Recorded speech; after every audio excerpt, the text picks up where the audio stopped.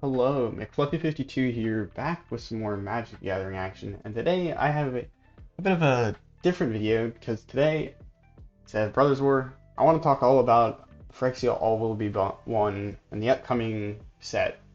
Uh, I'm really excited for it, so I hope you're excited for it as well. It should be coming to Arena February 7th, according to this calendar thing that I found by Wizards, and a bit on the set mechanics that you can find in these cards. The general set mechanics that you'll find is cards that say toxic, which is going to appear on creatures, and it means players dealt combat damage by this creature also get X poison counters. So it's toxic 1, they get 1 poison counter, toxic 3, they get 3 poison counters, and so on. Usually most of them are toxic 1, so nothing too crazy.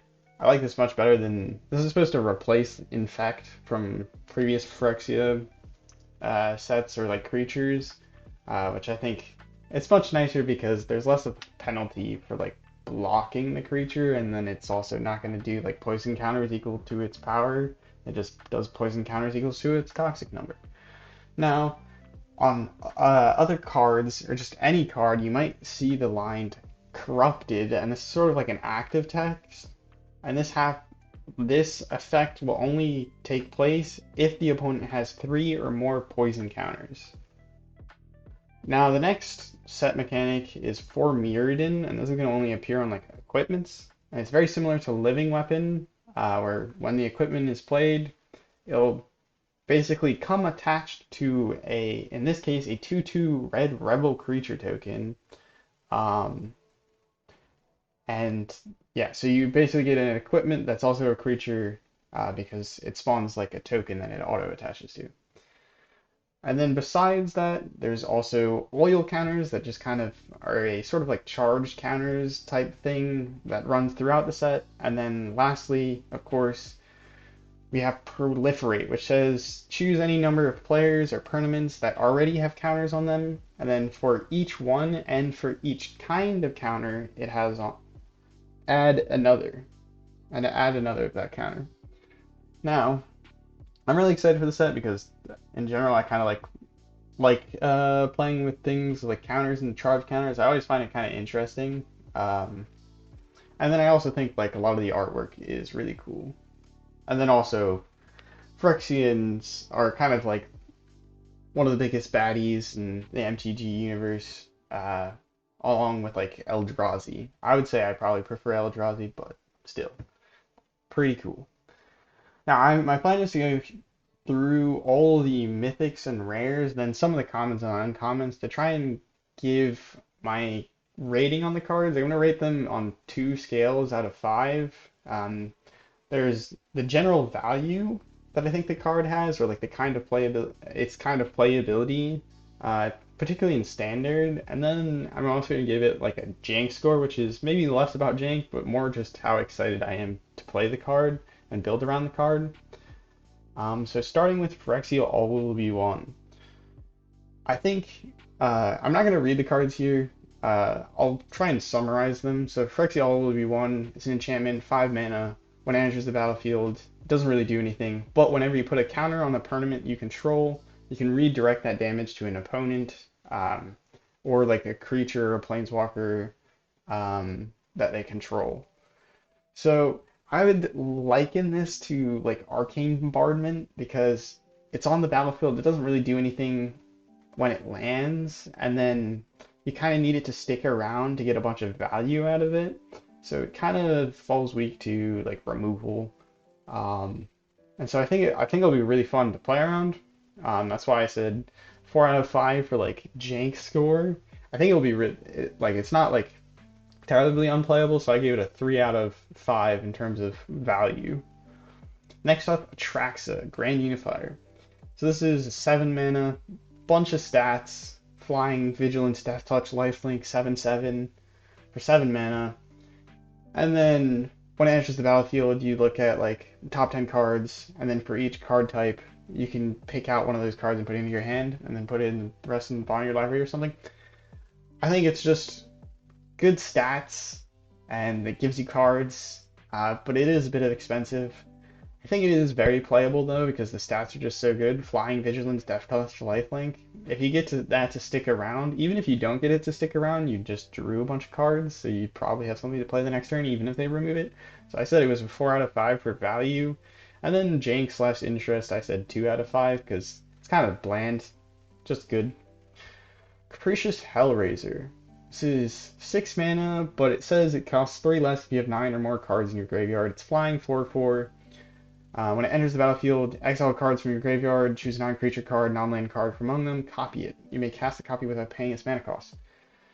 So it reminds me a lot of like Phoenix, where you want cards in your graveyard. So you might be playing this in sort of like a spell slinger, but it also has like doesn't have super like restriction on like the cards it can quote unquote like reanimate perhaps. Um, so I think it's a very interesting card in that regard, and I think it also is very playable because you can generally you're going to be able to get away with 3 mana if you build a deck around it. And even if you don't build a deck around it, like at some point you're going to be able to pay for 3 mana, and then it's a 3 mana 4/4 flyer that's pretty darn good. So I said the value for this is 4 out of 5 because just it's going to get you cards out of your graveyard that you can play for free. 4/4 flyer for 3. Pretty good. And then jank slash interest, I would say 4 because if you brew around it, you can probably get some pretty fun. And then it has that sort of like lotto mechanic because you exile 3 random cards from your graveyard. Um, and you have to have at least 9 cards, so you don't really get to control a whole lot. Next up, Drivnod, Carnage Dominus. This is part of a sort of cycle where each color had a sort of creature, Phyrexian horde type thing that would double up something. And in this case, for black, it doubles up death triggers. They would trigger at a decimal time, or if a creature dying would trigger an ability. So not only like a creature's death triggers, but think about like Morbid Opportunist. Whenever a creature dies, draw a card. I think that would trigger an additional time, even though it says like once per turn. I don't know really how that would work out, but that's a kind of an example of that kind of interaction. And then you can make it indestructible if you exile 3 creature cards from your graveyard. So it's not that hard to make it indestructible. It has 8/3 stats. Pretty good, I would say. So I gave it a 3 out of 5 the value. I don't think it's like crazy good for 5 mana in black. You'd have to brew around it. So you're really going to want a particularly specific deck. The reason why I would say I rated Capricious Hellraiser a little bit higher just because like I feel like it's maybe I shouldn't have rated Capricious Hellraiser a 4 if I'm going to rate Drivnod a 3, but and then I give it a 3 because I think it fits best into like Blood Arts type decks. I don't know if we really have that much to go on for Blood Arts type decks in Standard. Well, I guess there's a few cards from this set that probably would work with it. Next up, Elish Norn, Mother of Machines. The big chase card from the set, if you will. 5 mana, Vigilance, 4/7. If a permanent enters the battle, or a permanent entering the battlefield would trigger an ability of a permanent you control to trigger, that ability triggers an additional time. And then permanents entering the battlefield don't cause abilities of permanents your opponents control to trigger. So basically, you shut down your opponents, and you get to double up on ETB triggers for yourself, kind of. It's not exactly restricted to ETB triggers. I think this card has a ton of value in just getting double ETB triggers. So like if you had this out and you played a Titan of Industry, you just double up on like one of the best things about the card, right? So I think it has a lot of value. Maybe not being playing it with Titan Industry, but there's plenty of other cards that could work well with or just decent with. Um, what I'm particularly interested with this card is the sort of like Banishing Light or Borrowed Time exile enchantments. I think you can make a pretty painful and mean deck that way. And there's a new card in the set that I think would also work well with it. So I'm excited to try this in potentially like exile enchantments. And there's some other like ETB cards from the set that I think might be interesting with it. So that's Elish Norn. I gave it a 4 out of 5 for playability, 4 out of 5 for jank or interest, if you will. Ichor Moon Gauntlet. It's 3 mana. It gives your planeswalkers some additional abilities where 0 is proliferate, -12 is take an extra turn after this one. And then, whenever you cast a non-creature spell, choose a counter on target permanent, put additional counter of that kind on that permanent. So it's not exactly like proliferate when you cast a non-creature spell, but it's kind of close, and it only targets one thing. I think it's okay. In terms of actual like playability, I gave it a 2 out of 5 because you kind of need to build around planeswalkers, and planeswalkers require like proper defenses. So like you having this and like enough planeswalkers to really make this worth it seems kind of questionable. But maybe I'm wrong. I guess you have like a planeswalker and you just use the second ability. I think the best part is the second ability. Um, but it also says, yeah, it's kind of restricted to like tournaments. You can't like double up poison or like add an additional poison counter to your opponent or anything crazy like that. So I don't think it's like super playable. Maybe 2 is a little harsh, but and then I gave it a 3 out of 5 for jank slash interest. I just don't think it's quite enough value or like value on one card. Like you're paying 3 mana just to get like additional counters when you play non-creature spell. And I don't know. Maybe I'm wrong here. Um, yeah, I guess it would probably work pretty well with getting your planeswalkers to ultimate. Anyways, moving on to Jace. Ichormore, I said 2 out of 5 for playability, 3 out of 5 for jank. Jace, I said 2 out of 5 for value, and then 3 out of 5 for jank slash interest. It's really just all mill. If you look at the card, you basically nerf the enemy creatures, and then the second ability mills, third ability mills. Um, it's a mill card. It's not super like playable in anything besides mill. I think you can play mill. I think there's a few cards that came out in the set that probably help you with that, besides Jace. But I thought he was pretty narrow, and so in that regard, I didn't give him pretty high scores. Luca.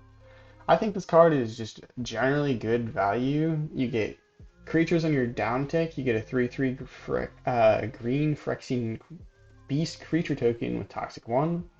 And then your tick up, you get mana. And then you get a bit of removal in your down tick. And then you can play it on 4 or you can play it on 5. So I think it's just generally just pretty good value overall. In that regard, I gave it 4 out of 5 and a 4 out of 5 for like interest or jank. Um, I think part of the thing is you're gonna probably have a lot of good things to slot in at 5 mana. So if you kind of have to like the card to play the card, maybe in some regards. But that's what I said for Luca. Mondrak, Glory Dominus. Now I think this is one of the coolest cards in the set because doubling up tokens can get pretty crazy pretty fast. So in that regard, that's basically what the card does. 4 mana, 4/4, legendary creature. You can pay 1 and 2 Phyrexian white to sacrifice 2 artifacts or indoor creatures and put an indestructible counter on it, just like the other parts of the cycle. But doubling up counters, I have a particular deck in mind with like using Brick, as well as I think it's Jaxis that can create a copy of target creature until end of turn, but you have to discard a card. But if you create a copy of like Brick's gonna die. But if you use Mondrak, you create 2 copies of it. Both those Bricks are gonna die, and then Brick's gonna proc because Brick's a legendary. Or like the legend rules, you create 2 copy tokens of Brick, and then they're gonna die to the legend rule, and then you're gonna create 4 token non-legendary copies. So the next time you create any legendary creature that dies, you're gonna get like 10 copies of them. I don't know. The token doubling gets really crazy really fast. It's a good way to break Arena actually in a funny way. So I think this card you're gonna see a lot of people maybe crashing the client with it. So I think that in that regard should be really fun, and I think it will be quite playable actually. So I gave it a 4 out of 5 for playability and then a 5 out of 5 for jank slash interest. Nahiri, Planeswalker, 4 mana with 1 Phyrexian that you can play. Really seems targeted towards like equipment, kind of. I don't know. Until your next turn, you get like the tick up is one creature has to attack, and then your other tick up is discard a card and then draw a card, and then it really seems centered around your +0, which is like exile target creature equipment card with mana value less than Nahiri's loyalty from your graveyard, and then create a token copy of that that gains haste, exile at the beginning of your next end step. So you kind of, I guess, keep Nahiri around, you keep plussing it up, discarding cards and drawing cards, and you try and sort of like haste out or like blitz out the cards from your graveyard. So they get exiled, so you can't like repeat it. But I think it's an interesting card. I didn't think it was super necessarily playable. I don't know exactly how you'd build around it, so that's why I said it was a 2 out of 5 for me, and then a 3 out of 5 in terms of like janky interest. 2 out of 5 for playability or value. Um, Next up, Nissa. 7 mana, 2 Phyrexian, so you can really choose at what point you play it on the curve. And this is relevant because the +1 says create a XX Phyrexian horror creature token, where X is Nissa's ascendant Amis, ascendant Amis, and Animist. I'm struggling here. Loyalty. So if you play this all the way at 7, you get an 8/8 because you get the +1 and then you create the token, right? And so, or if you play this at 5, you're going to be creating at 4/4, but you're also going to be paying for life. So I think this card is just generally good. It provides you big creature. You can remove like enchantments or artifacts that might be pesky, and then if you pay this full mana, you can just immediately ultimate it. Until end of turn, creatures you control get +1/+1 for each force you control and gain trample. So ideally, you're playing this in a pretty like a 2-color deck or a mono green deck, and you're just gonna overrun the opponent completely entirely because you just gave all your creatures +7/7 and trample or something. So I think this is good in that regard. I give her a 4 out of 5 because I think she's gonna be pretty playable. I don't know if she'll be the best, but she's definitely interesting. And then I give her a 4 out of 5 for interest. I don't know. I just like big green things. Um, and so that's why I said that. Now, some of the 2 really fun cards from the set. Phyrexian Obliterator coming first. 4 black mana. 4 full black mana pips. So you might have trouble playing this in a multicolor deck. Um, that is kind of like the idea behind it, I guess. But you get an amazing card for that because it's got trample. It's a 5/5, and then it says whenever a source deals damage to Phyrexian Obliterator, that source's controller sacrifices that many permanents. So if the opponent blocks with a 1/1 just to chump block it, I don't know why you would because it has trample. But not only does that 1/1 die, but they also have to sacrifice one of their permanents. If they don't have any creatures, artifacts, enchantments, or whatever, they have to start sacrificing lands. So this card you can get flawless victories with. If your opponent ends up chumping it and losing all their things. A really fun thing to do with this is if you can get your Phyrexian Obliterator out there and you have some green in your deck and you use some fight spells, you can get Phyrexian Obliterator to fight whatever massive creature they have on their board, and then they're forced to sacrifice things because you're basically forcing them into doing damage to Phyrexian Obliterator. So I think that's a really fun way to play this card. Overall, I think it's probably pretty playable, but it dies to removal. So that is like one thing about it is, yeah, it's pretty crazy, and I know people probably are going to freak out about it, but everybody has tons of removal, so just make sure you keep in mind, are they playing black? Do they have Phyrexian Obliterator? Maybe you want to hold your removal instead of throwing it out on their, uh, I don't know, Evolve Sleeper or something. I don't know. It does depend, but definitely some creatures here that you're going to want removal, but also become really weak to removal. So like if they remove the Phyrexian Obliterator, it's pretty sad. And then there's also the conundrum of you swing in because you want to deal damage, but then the opponent can swing in without having to worry about your Phyrexian Obliterator. So the ideal thing is like you somehow give it vigilance, I guess, but like you're tempted to not swing in so they can use it on defense. So if they do swing in, then you block with it and they have to sacrifice things. So there's kind of this conundrum of, do I attack or do I not attack? Because they're not going to block, but if I attack in, then they're going to swing in and I can't block and make them sack things. So I think that's why like the Fight Club idea is so appealing, and it's just kind of funny. Uh, Using fight spells to make your opponent actually deal damage for Phyrexian Obliterator. Similarly, coming new to this set, Phyrexian Obliterator is actually a reprint, but Phyrexian Vindicator, 4 white, very similar, 5/5 flying. If it would be dealt damage, prevent that damage, and when damage is prevented this way, Phyrexian Vindicator deals that much damage to any other target. So this means you can go ahead and just ping down, like if they choose to chump block, you send that damage to their face. Whatever they choose to block with, you just send that damage to their face. Or again, same idea as Phyrexian Obliterator, ton of fun. That's why I gave it a 4 out of 5 for playability. I think flying is is quite appealing. Also, the color white I feel like is also pretty suiting, because you can play like Steel Seraph or something, give this vigilance, and then you have less like problems with the whole like attack in, not an attack in. So I think that's a good way to counter that problem. And yeah, 4 out of 5 for playability, 5 out of 5 for jank or interest. I think it'll be really fun to build around.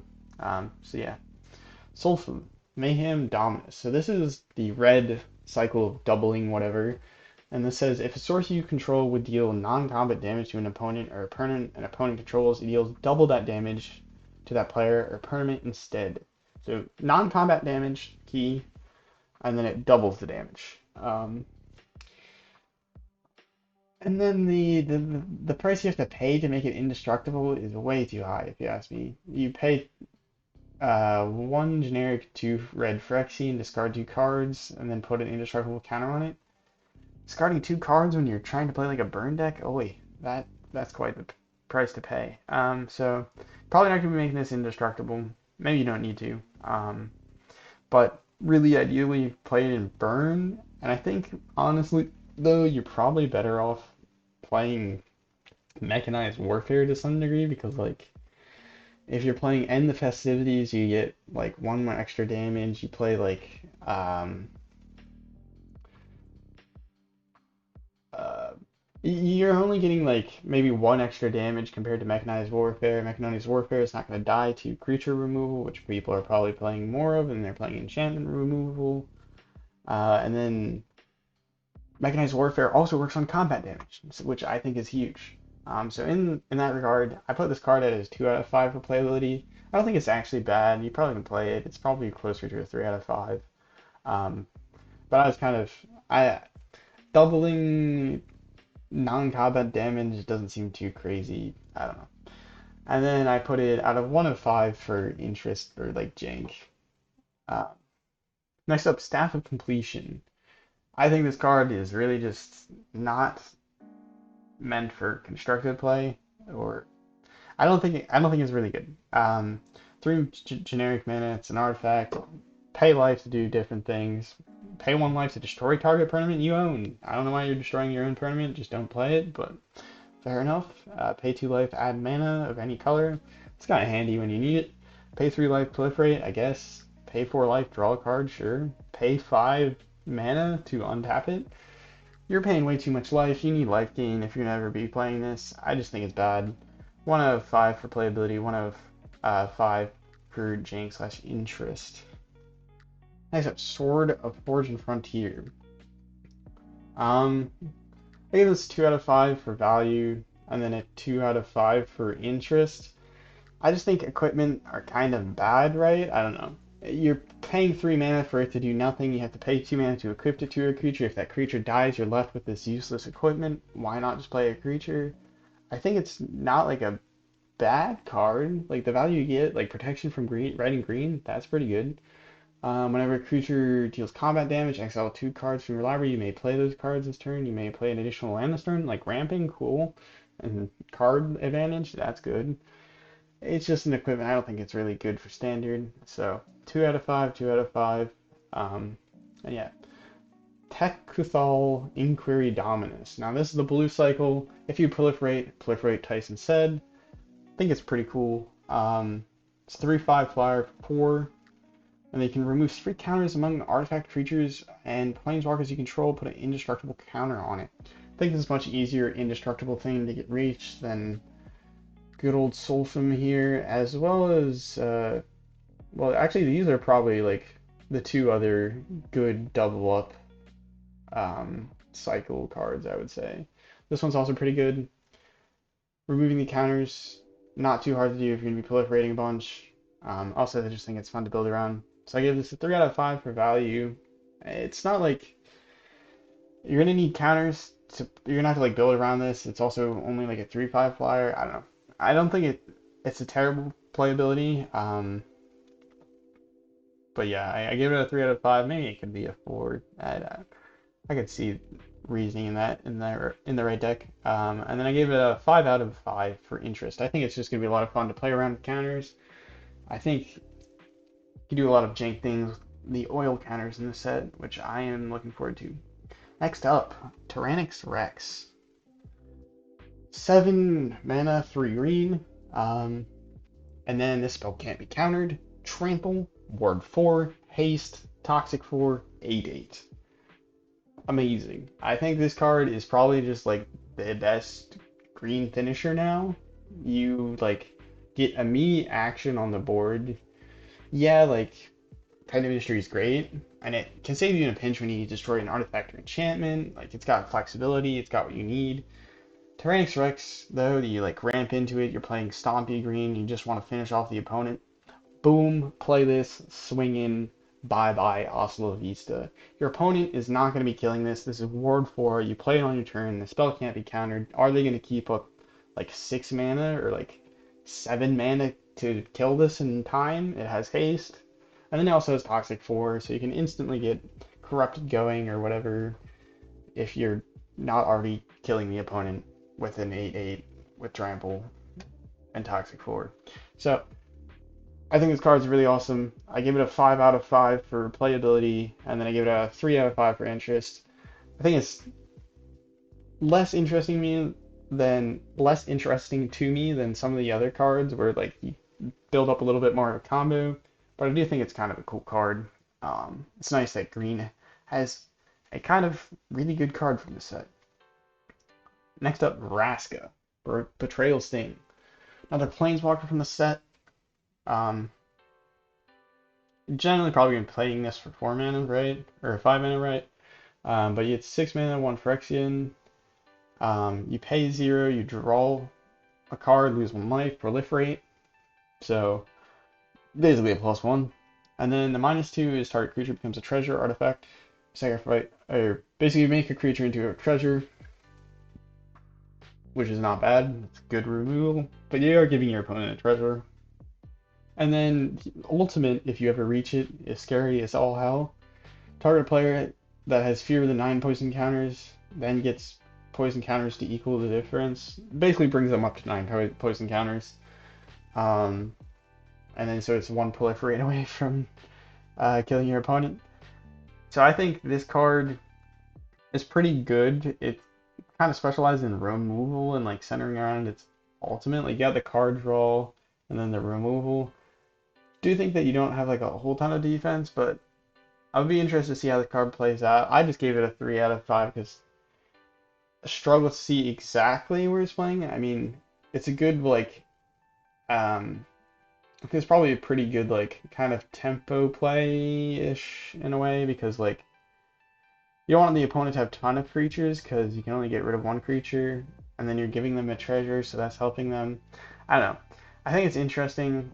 It is interesting that like you kind of give your opponents treasures and then you lose life as you draw cards, but like ultimately is losing life that big of a deal? Who knows? Probably not.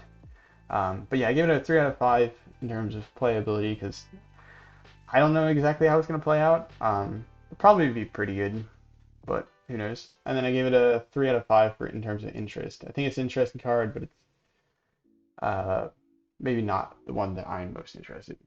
Next up, Zopendrel, Hunger Dominus. This is the green double up card. And to be honest, this card I was mostly disappointed in. It's 7 mana, really expensive. And then it's a 4/6 with reach. And maybe it's a little bit sneaky to say it's for 4/6 because what it says at the beginning of each combat, double the power and toughness of each creature you control until end of turn. So this becomes a 8/12, which is pretty cool. I think it doesn't have trample though. And then the thing to make it indestructible, which is like, okay, yeah, that's kind of cool. Sacrifice 2 other creatures. That's really expensive. If I'm playing mono green Stompy, I don't want to sacrifice my like 2 other like big creatures. That seems kind of silly. Um, so honestly, I was really disappointed in this card. There's a card that's very similar to it, known as Natural Growth. It's an enchantment from the Werewolf set. I don't know. I can't remember. I think it's from the Werewolf set, not the Vampire one. I don't know. But yeah, I was just kind of disappointed in this because there's already a card that kind of does this. It's not 7 mana, and it's not, this creature doesn't have trample, so it's like, yeah, it's kind of a cool big body, but like, I want to actually like win after I spend 7 mana, and Tyrannix Rex does that. So Pound Troll does not do that. I don't know. So I was kind of disappointed in this card, so I gave it a 1 in both playability and value. It's probably more playable than 1. But I think you're just going to see people picking different cards to play than it. Um, Next up, we got into the rares now. Starting with Archfiend of the Dross. It's 4 mana flying and enters with 4 oil counters. Beginning upkeep, remove an oil counter, and then if there's no oil counters, you lose the game. Has a nice text that says, when a creature an opponent controls dies, its controller loses 2 life. Basically, this is that kind of gambled black card where you play it and you kind of hope to race down your opponent, or like every set they have. Think of the 6/4 menace, the heavy creature. What is its name? 3 mana. Dang, it combos really well with fight rigging. I can't remember the card name, but it reminds me a lot of like that in the sense that there's got that fancy like kind of downside, but it's also kind of a good card. Will it be playable? Who knows? I think this card's pretty good. It's a 6/6 flyer, and it's you pay 4 mana. You're gonna need a response to this. It's pretty lethal, so I think it's a 3 out of 5 in terms of playability. Also drains your opponent, but if you don't get to kill them, and if they don't choose to kill it, you will be losing the game. So maybe have an exit plan. In terms of this, I think there are some like jank brews where you can like pass it off, but it was a card that I wasn't particularly interested in, to be honest, so I gave it a 2 out of 5. Next up, Argentum Masticore. So this 5 generic, it's 5/5, first strike protection from multicolored. And then at the beginning of your upkeep, sacrifice it unless you discard a card, and then when you discard a card this way, destroy a non-land permanent an opponent controls with mana value less than or equal to the mana value of the discarded card. So I think this is a really interesting card that if you can get it out and be discarding cards to remove all of your opponent's threat, you're just going in and hammering them. Um, so I think it's really interesting. I think it's decently playable. And then I do think that you'd be draining cards from your hand, but it could combo really well with another card that's coming in the set, that's being reprinted in the set, which is Phyrexia Arena, which helps you draw cards every turn. So if you keep a way to keep your hand stocked, and you build a deck around this, I think it could be really fun. And so I gave it a 5 out of 5 in terms of like jank, and then I gave it a 3 out of 5 in terms of playability. I think 5/5 first strike is pretty good, and then you can remove card, like use it as removal, or you're just discarding your worst card. That's not the end of the world, maybe. You're just discarding your land that you don't need, or when you actually want to remove something, you discard like something higher cost. I don't know. If you build around it, I think it's probably pretty fun and pretty strong, actually. So 3 out of 5. Black Sun's Twilight. So next card, It's X and black as part of another cycle that appeared in the set.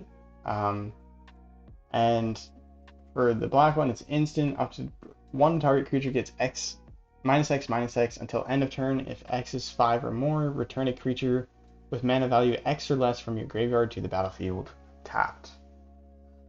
So this is a really interesting and flexible card. So like you use it as a removal at any point in the game, but then also in late game it kind of provides you a way to get back, keep keep up in the game because you're getting a creature back. So I really like that late game viability and early game kind of like flexibility. So I give it a 4 out of 5 in terms of playability. I think it's pretty good. And then I also gave it a 3 out of 5 in terms of like interest or jank. Fast land. So this is the first land that appears in this listing, but I'll say in terms of the fast lands, I give them 5 out of 5 for value. Any sort of dual land that can come in untapped is huge value. So if you can get it, definitely do. Blade of Shared Souls. So this is the card with a 4 Mirrodin mechanic. When this equipment enters battlefield, create a 2/2, attach it. This is basically just a clone card, 3 mana clone on an equipment. So like whenever it's attached to a creature, as long as the card, the equipment range is attached, you can have it become that creature become a copy of something that you control. So clones generally are not like that crazy good, I would say. So I give it a 2 out of 5 in playability, and then I give it a 4 out of 5 in terms of jank. Clones can sometimes lead to kind of fun or interesting games. Bloated Contaminator. I think this card is awesome. It's got great stats at a great value. 3 mana, 4/4, trample, toxic 1, so you're dealing those poison counters, and then whenever it deals damage to an opponent, proliferate. And so, in that regard, I think this card is just amazing. I gave it a 5 out of 5 for playability, and I gave it a 5 out of 5 for jank because proliferate can help you do some silly things. And I'm excited to see and use this card. Blue Sun's Twilight. X, blue, gain control of target creature with mana value X or less. If X is 5 or more, create a token that's a copy of that creature. So it's got this kind of like steal, and then if you spend enough mana, copy. So I think this card's a lot of fun. I don't think it's super like necessarily competitive. I think it's fine playable. Like if you steal the opponent's Shieldred, that's pretty awful for them. And so that can be a huge swing in a game. So in that regard, I think it's pretty good. And so I give it a 3 out of 5 for playability. It's pretty good, but like if they don't have something you want to steal, it's kind of weird. You're spending like quite a bit of mana because you got this 2 blue mana tax on top of the mana value. But I give it a 5 out of 5 for jank because stealing your opponents is always kind of a weird, fun thing that you can try and do. I know there's the like invoke the winds, but you don't really see anyone ever playing that card. Even though it's 5 mana, steal basically anything of a particular type. I think it's artifacts and creatures, or is it just artifacts? I don't know. But yeah, steel isn't like that broken or that good, but it's still playable. Next up, Conduit of Worlds. You may play lands from your graveyard. It's 4 mana, 2 green. And then you can tap it, and if you haven't cast anything, you only get to cast one thing, and that one thing you can choose from your graveyard, and you can try and cast it. Nice, you don't get any exile restrictions, so you can really replay a crap ton of stuff out of your graveyard. It is pretty expensive to pay 4 mana to have this privilege. So I think you probably only want like 1 to 2 copies in your deck. You don't want to be like, oh look, I have 2 of these in my hand, and in my starting hand, like this is really great. It's best in the late game kind of grindy setups, or like if you build around like the whole land shenanigans. I think it can be really good. But in that regard, I give it a 2 out of 5 for playability. You really kind of need the right deck for this. I do think it can provide immense value, but in that regard, I give it a 4 out of 5 for jank. You can enable some pretty fun things, or you can just keep playing the same exact card, or like you lost a combo piece to your graveyard, I guess bring it back. I don't know. So in that regard, fun, but maybe not the best. All right, more fast lands. Dragonwing Glider, 4 Mirrodin, so it creates the token. Equipped creature gets +2/+2 flying and haste. Oh, let me fix the music. Uh, in that regard, it's basically a 4/4 flyer with haste for 5. I don't think that's crazy. I don't think it's bad. And so I just gave it a, like, I don't think it's that crazy because it's 5 mana for a 4/4 with haste, with no extra stats. And then the re-equipped cost is 5 mana, so I don't think this card's really that good. And so I ended up giving it a 2 out of 5. And then interest for me, I don't want to equip something for 5 mana. And then it's basically just a 4/4 flyer with haste for 5. It's not super interesting to me. I gave it a 1 out of 5 for jank. It's just flying creature, hasty. So it's good in those kind of like mono reds, maybe like dragon-esque style, but not necessarily great. Encroaching Mycosynth. This is a really fun card. 3 generic, 1 blue. Non-land permanents you control are artifacts in addition to their other types. The same is true for permanent spells you control and non-land permanent cards you own that aren't on the battlefield. So cards in your library are artifacts, cards on the stack are artifacts, if they're permanents. So I think this can enable some pretty like fun jank. I don't really know exactly what to do with it. All I know is I really want to mess around with this card and see if I can break it. So that's why I give it a 5 out of 5 for jank, and then I give it a 2 out of 5 for playability. If you build around it, I think you can provide some value to your deck in the right decks, because there are those really artifact matters type decks. So this can help explode the number of artifacts you have and stuff like that. But actually, this would work well with an uncommon that I kind of glossed over. We'll get to it eventually. But that's Encouraging Mycosynth. I want to try and see if I can break it, but stay tuned for that. Evolved Spinoderm. So this is 4 mana, 2 green. It's a 5/5 and enters with 4 oil counters on it. Now it has this weird thing where it has trample as long as it has 2 or fewer oil counters, and then otherwise it is hexproof. So it comes into play with hexproof, and then at the beginning of your upkeep, remove an oil counter. So the first turn you play it, it's 4 counters, hexproof. Next turn, 3 counters, hexproof. Next turn, 2 counters, trample. Next turn, 1 counter, trample. And then if you go to remove an oil counter and there are no oil counters on it, sacrifice it. So it's kind of got this like fading effect, but it's a 5/5 with trample and hexproof, or trample and or hexproof for 4 mana. So this is really good beatdown creature. If you're just playing green aggro, you're not gonna really care that your creature's gone in like 5 turns, is it, or 4 turns roughly?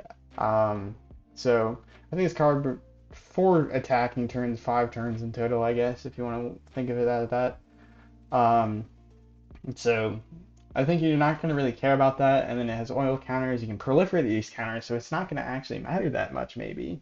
And then, yeah, there's cards that care about oil counters, so this can potentially help enable those fun synergies. So I said this card was a 3 out of 5 for playability, just nice beatdown creature, playable, but not crazy. And then 4 out of 5 for jank because counters can enable fun things. And then also, important to note, it's a Phyrexian Beast, and there's a card from Dominaria Dominaria. I can't remember the full set name. I don't know why. But Dominaria, there's a card that says like double up. If you cast a beast or a bird, it creates like an artifact copy of that. So I think this could be a fun card if you're going to try and brew around that like more like jank brew. So I think I will probably try revisiting the beasts and birds deck that I was trying to make, but I never really got it to function in a way that I was satisfied with. So some of the beasts and birds from the set I might try again with. So that's involved Spinoderm. Azuri, Stalker of the Spheres. I gave it a 2 out of 5 for value and 4 out of 5 for jank. I think it's kind of overcosted is the main thing. It's 4 mana for a 3/3, and then when it enters the battlefield, you may pay 3, so that's 7 mana in total. If you do proliferate twice, so I guess you have like this end game plan, and then it just sits on the battlefield and proliferate, draw a card. It's a 3/3 though, you're not going to be doing much chumping. If the opponent plays a 4/4 that's an evolved Spinoderm, you're just going to be face tanking 5 damage. That's not ideal. So I think the card is just too costly for what it offers, so that's a 2 out of 5. And then I think it provides nice jank opportunities though, so I give it a 4 out of 5. You do get really good value for what it does. Proliferate, draw a card. Drawing a card is amazing. Next up, Geth, Thane of Contracts. 3 mana, 2 black. Other creatures you control get -1/-1. It's a 3/4. Pay 3 mana, 2 black of 2 of it black. Return target creature card from your graveyard, and it gains if this creature would leave battlefield, exile it instead of putting it anywhere else. Activate as a sorcery. So this card is unique because it gives you reusable reanimation, but it pumps down your creatures. It's also a legendary. You pay 3 mana to do it, and you have to tap. It needs to not have summoning sickness. So honestly, I'm not a huge fan of this card, but I think it has potential to be like kind of janky, brew, and like provide value if you get lucky and stuff like that. Just like any jank card. So I give it a 4 out of 5 for jank, and then 2 out of 5 for actual playability. I just think you have better options in terms of actual playability. Maybe I'm wrong. That's a lot of these cards. Maybe I'm wrong. Next up, Glissa Sunslayer. I think this card's baller. So we got 3 mana, 1 black, 1 green. It's a 3/3 and first strike and death touch. That's like a few of the words that you just need to read. 3/3 first strike, death touch, 3 mana. That's amazing. First strike and death touch is a deadly combo because, well, it doesn't matter if the opponent's is a 7/5. You're going to smack them first and it's going to die to death touch, and your creature never takes any damage. So best way to counter this, first strike or removal. And then it even has more fun text. It says whenever it deals combat damage to a player, choose one. You draw a card and lose 1 life. It's a card advantage, amazing. Destroy target enchantment, fun, sure, why not? And then remove up to 3 counters from target permanent. Ruin your opponent's planeswalkers, or just screw up their oil counters, shenanigans. Like, I think this card is going to be killer. That's why I gave it a 5 out of 5 for playability. I think first strike death touch just makes this instantly a pain in the arse to deal with. Basically, like, you're spending 3 mana for something that the opponent has to deal with, and then you spend another 4 mana on your Phyrexian Obliterator, and they're like, damn it, I used my removal on the Glissa.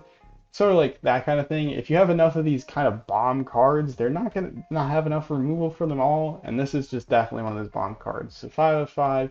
In terms of jank, it's a good card. It's not very janky, I don't think. I gave it a 3 out of 5. Maybe 3 was generous. But I'm really interested in it. That's why I gave it a 3 out of 5. Grass, Unstoppable Juggernaut.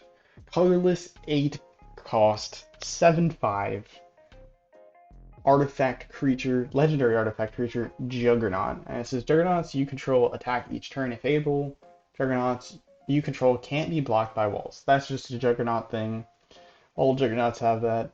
And then it says other creatures you control have base power and toughness 5/3 and are Juggernauts in addition to their other creature types. So basically, turn everything on your board into a 5/3 that has to attack every turn. Really funny. 8 mana though, kind of crazy. Doesn't give him trample. Still cool. So in this case, I think it's in terms of playability, I gave it a 1.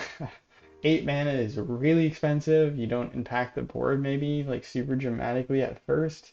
Maybe you do impact the board. Maybe 1 is kind of harsh, but in terms of jank, this is a 5 out of 5 all the way. It's a super whack card, but it has a really nice reward, or like funny reward.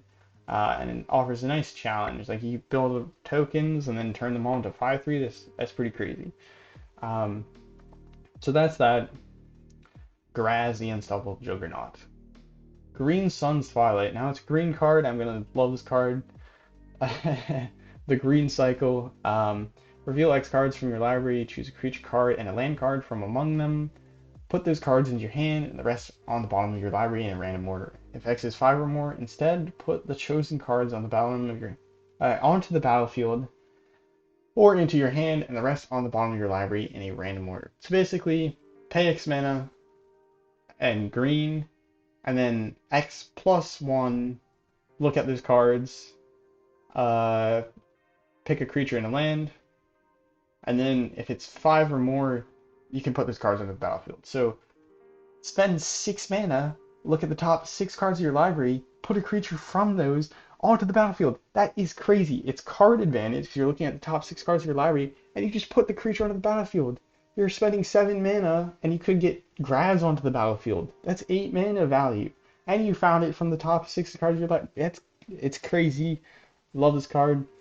Do I think it's overpowered? Maybe not. You need to pour a bunch of mana into it, but it can help bridge those gaps when you're like, I need to find a finisher. Well, there's probably a finisher in the top 6 cards, or more than 6, depending on how much mana you spend, right? So in that regard, you give it a 4 out of 5 for playability, and then I gave it a 4 out of 5 for jank / interest. Maybe it's not janky, but it's a really cool and I think a really amazing card. So let's go. And then we have Jor Kadeen, First Gold Warden. This is a kind of artifact, or not artifact, equipment centered card. 2/2 trample, Boros colors, or Boros mana. Trample, when it first attacks, or when it attacks, sorry, I read First Gold Warden. When it attacks, gets +X/+X, where X is the number of equipped creatures you control.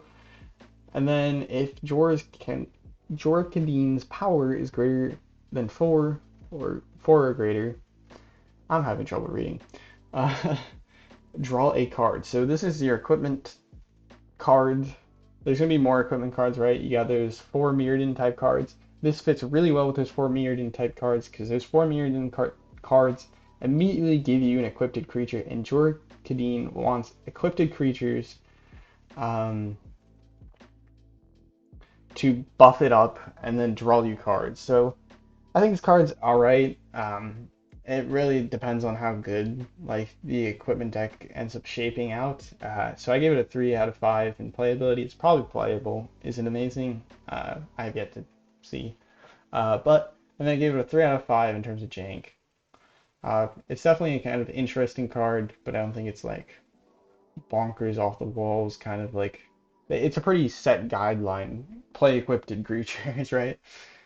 Alright, Kaido. I don't know. This card didn't really interest me that much. It's 4 mana for a 3 loyalty planeswalker.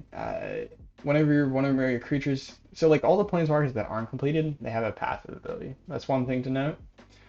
So Kaido, not one of the completed planeswalkers, and then one or more creatures you control deal combat damage, you may return that creature to its owner's hand. If you do, you can activate Kaido's loyalty abilities twice. Twice that turn. So it fits with the ninja theme, and then the +1 is target creature can't attack or block until your next turn. The 0 is a draw card. The -2 is create a drone, and then it says when that creature, sorry, a drone artifact creature token with Death Touch, and when it leaves the battlefield, your opponent loses 2 life and you gain 2 life. I just felt like this card doesn't really have enough presence for like 4 mana. If you're playing it in a ninja's deck and you're snowballing, it's probably playable. So I gave it a 2 out of 5, and then I don't know, I'm not really into the ninjas. And Demir in general. I don't know. I like playing big cards, and ninjas a bunch of small creatures. So I give it a 3 out of 5 in terms of jank or interest. It's again sort of like Jor-Kadeen, pretty set guidelines of what you're doing. You're ninjaing. Next up, Monix, the Rat King. I gave this a 1 out of 5 for playability. And then a 4 out of 5 for jank. I think it's a pretty janky card. I think the reason being it's mostly for Commander. People have an obsession with rats in Commander, I'm pretty sure. And so 3 mana, 2 black, 3/3, Toxic 1. Other rats you control have Toxic 1. When it enters the battlefield, look at the top 5 cards of your library. You may reveal any number of rat cards from among them. Put the real cards into your hand. Put the rest on the bottom of your library in a random order. So you need a deck with rats in it. I don't think there's that many rats in Standard, so you might struggle to build that deck. That's why I gave it pretty terrible playability. But I don't think it's like the worst card in the planet. Toxic 1, 3/3 for 3, sure, I guess. I don't know, I give it a 1. Next up, Kaya, Intangible Slayer. 7 mana, 2 white, 2 black. So that's a little bit of restriction, very expensive. But she does pay off if you can get her onto the battlefield. She's got hexproof, she's 6 loyalty, and then the down tick for 3 is exile target creature enchantment. If it wasn't an aura, create a token that's a copy of it, except it's a 1/1 white spirit creature token with flying in addition to its other types. So you're like removing the enemy Shieldred, but getting like a 1/1 spirit flying copy of it. That's crazy. That's a huge board swing. That's like we were talking with the Blue Sun's Twilight. Stealing the enemy Shieldred, that's huge. You play this, you steal it, you still have Kaya sitting around there.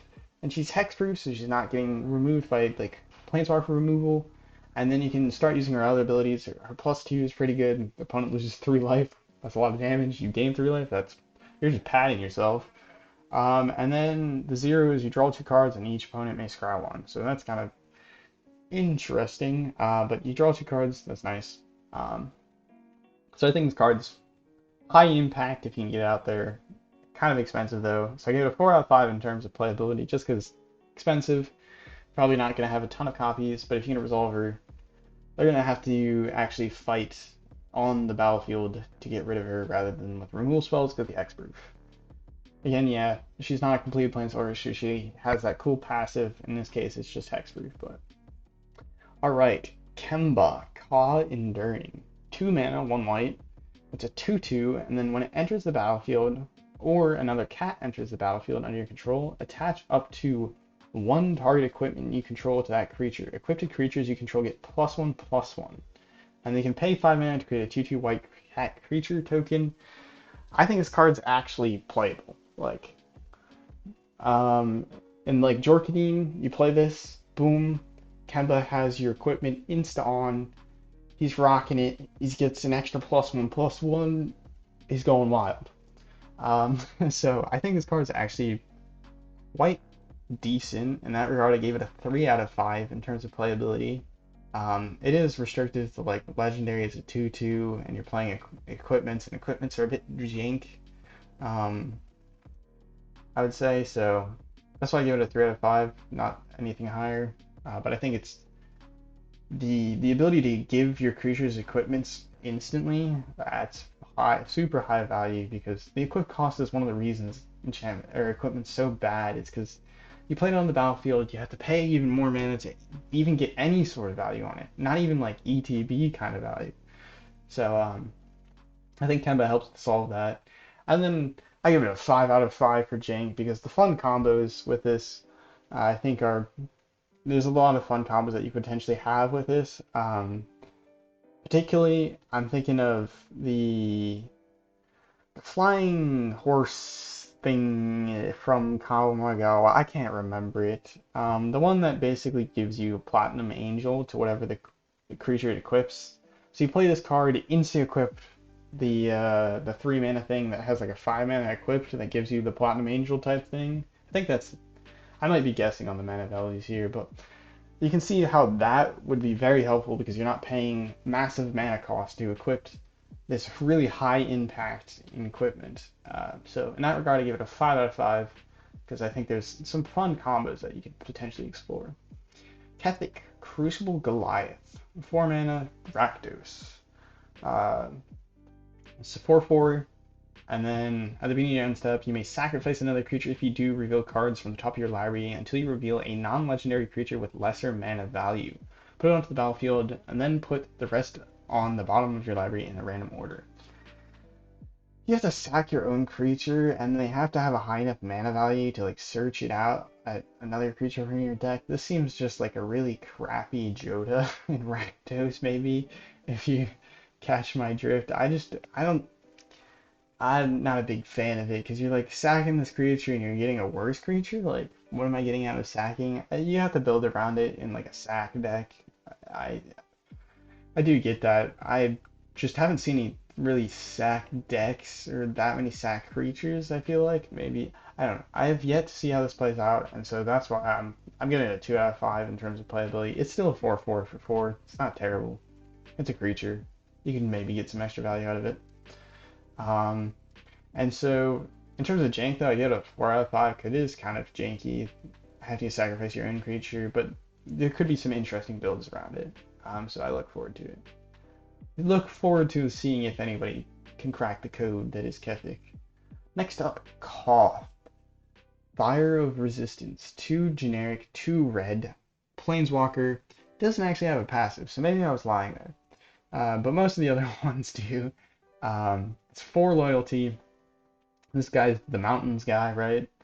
And so +2, search your library for a basic mountain, put it into your hand. -3, it deals damage equal to target creature equals the number of mountains you control. And then -7 is you get an emblem whenever a mountain enters the battlefield under your control. This emblem does 4 damage to any target.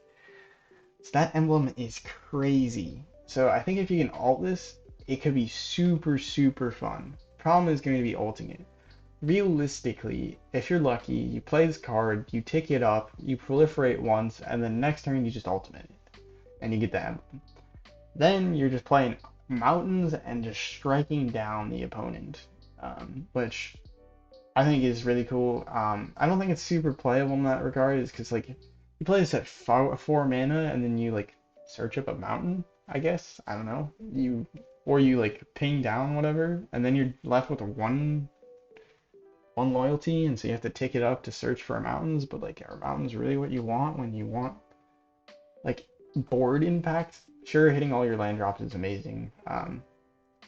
So end of the day, I think it's probably like playable, I guess. And so I gave it a 2 out of 5, but I give it a 5 out of 5 for the jank. I think that ultimate, if you can get to it, is going to be so satisfying. It's going to be like Karn Living Legacy ultimate, which is kind of funny, but oh my goodness, it's so annoying to go through on Arena. Because it's like, tap the artifact. You click on the emblem, you click on the artifact, you click on the emblem or something. I don't know, it's annoying. And you only do like 1 damage for every artifact that you tap. So in that regard, I think Koth is gonna be like fun in the same way where you just like, if you get the emblem off, you're kind of just rolling out the punches. But I think it has to be in the right deck. But in that regard, I think it could be really super fun. So 5 for jank. Next up, another set of pretty interesting rares. Malcator Purity Overseer. So one white, 1 blue. So 3 mana, 1/1. Huh? Well, the ETB is what helps it out. Is when it enters the battlefield, you create a 3/3 Phyrexian artifact or golem artifact creature token. So it's 4 toughness split across a 1/1 and a 3/3. That's alright. And then has this very interesting ability. At the beginning of your end step, 3 or more artifacts enter the battlefield under your control this turn. Create a 3/3 colorless Phyrexian golem artifact creature token. So this can pump out more tokens, but you have to get 3 artifacts onto the battlefield that turn. So that's kind of hard, I would say, but maybe I'm wrong. But I think this would be really good with like Mycosynth and Elish Norn, where Mycosynth makes everything artifacts. So like whenever you play something, okay, well if I play 3 things, or if I get 3 things to enter the battlefield, even if they're tokens, like I play Resolute Reinforcements or something, and I get 2 creatures, well they're 2 artifacts. They're both turned into artifacts. I think that could help it out. And then if you just play Elish Norn and get 2 3/3s when you play it, that's just good, right? So I think it's playable. I give it a 3 out of 5 for playability. Even if you don't have anything going for it, it's still like two bodies, which is nice to have two blockers potentially. It is kind of sucky if the opponent has like a 4/4 and then you're like, okay, well, a little bit awkward. Um, you have to block with both, but it kind of works out. And then in terms of jank, I'm really excited to try and get the second ability of this card um, really going, so I give it a 5 out of 5 in that regard. Malira, the Living Cure, Selesnya mana, green white. It's 3/3. What? So this card basically has anti-poison, and then it has like destruction protection, and then it has good stats if you ask me. Like a 2 mana 3/3, and it says if you get one or more poison counters instead, you get one poison counter, and you can't get any more this turn. So poison decks, good luck. You have 10 turns. And then exile it at any time, and then choose another target creature or artifact. When that is put into the graveyard this turn, return that card to the battlefield under its owner's control. This gives you some kind of like destruction protection. It doesn't give you any protection against like exile, so if they just exile your creature because they have like Wandering Emperor or something, then it's less good. But I think there's also like some potential for like silliness with the second ability, because I did a video called Rakdos Scam in Standard where you use Arms Deal or Arms Race, I think it's the actual name of the card, and you kind of cheat out this artifact that's going to be sacrificed at the end of the turn. So if you're blitzing anything, and that's going to go to your graveyard, right?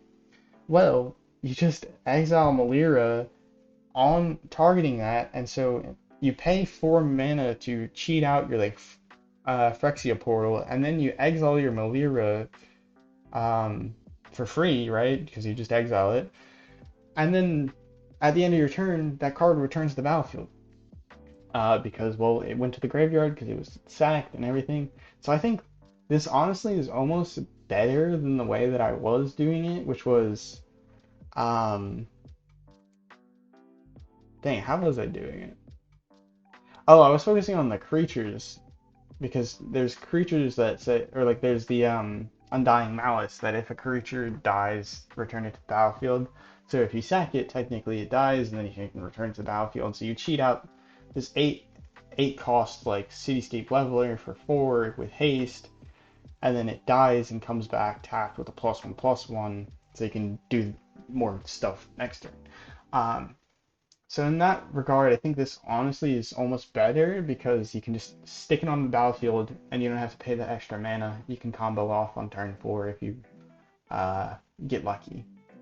So that's my take on Malira. I give it a 4 out of 5 in terms of playability. Just great stats, anti-poison, protecting whatever is important. I think that's great value, so that makes it very playable. And then 2 out of 5 for jank.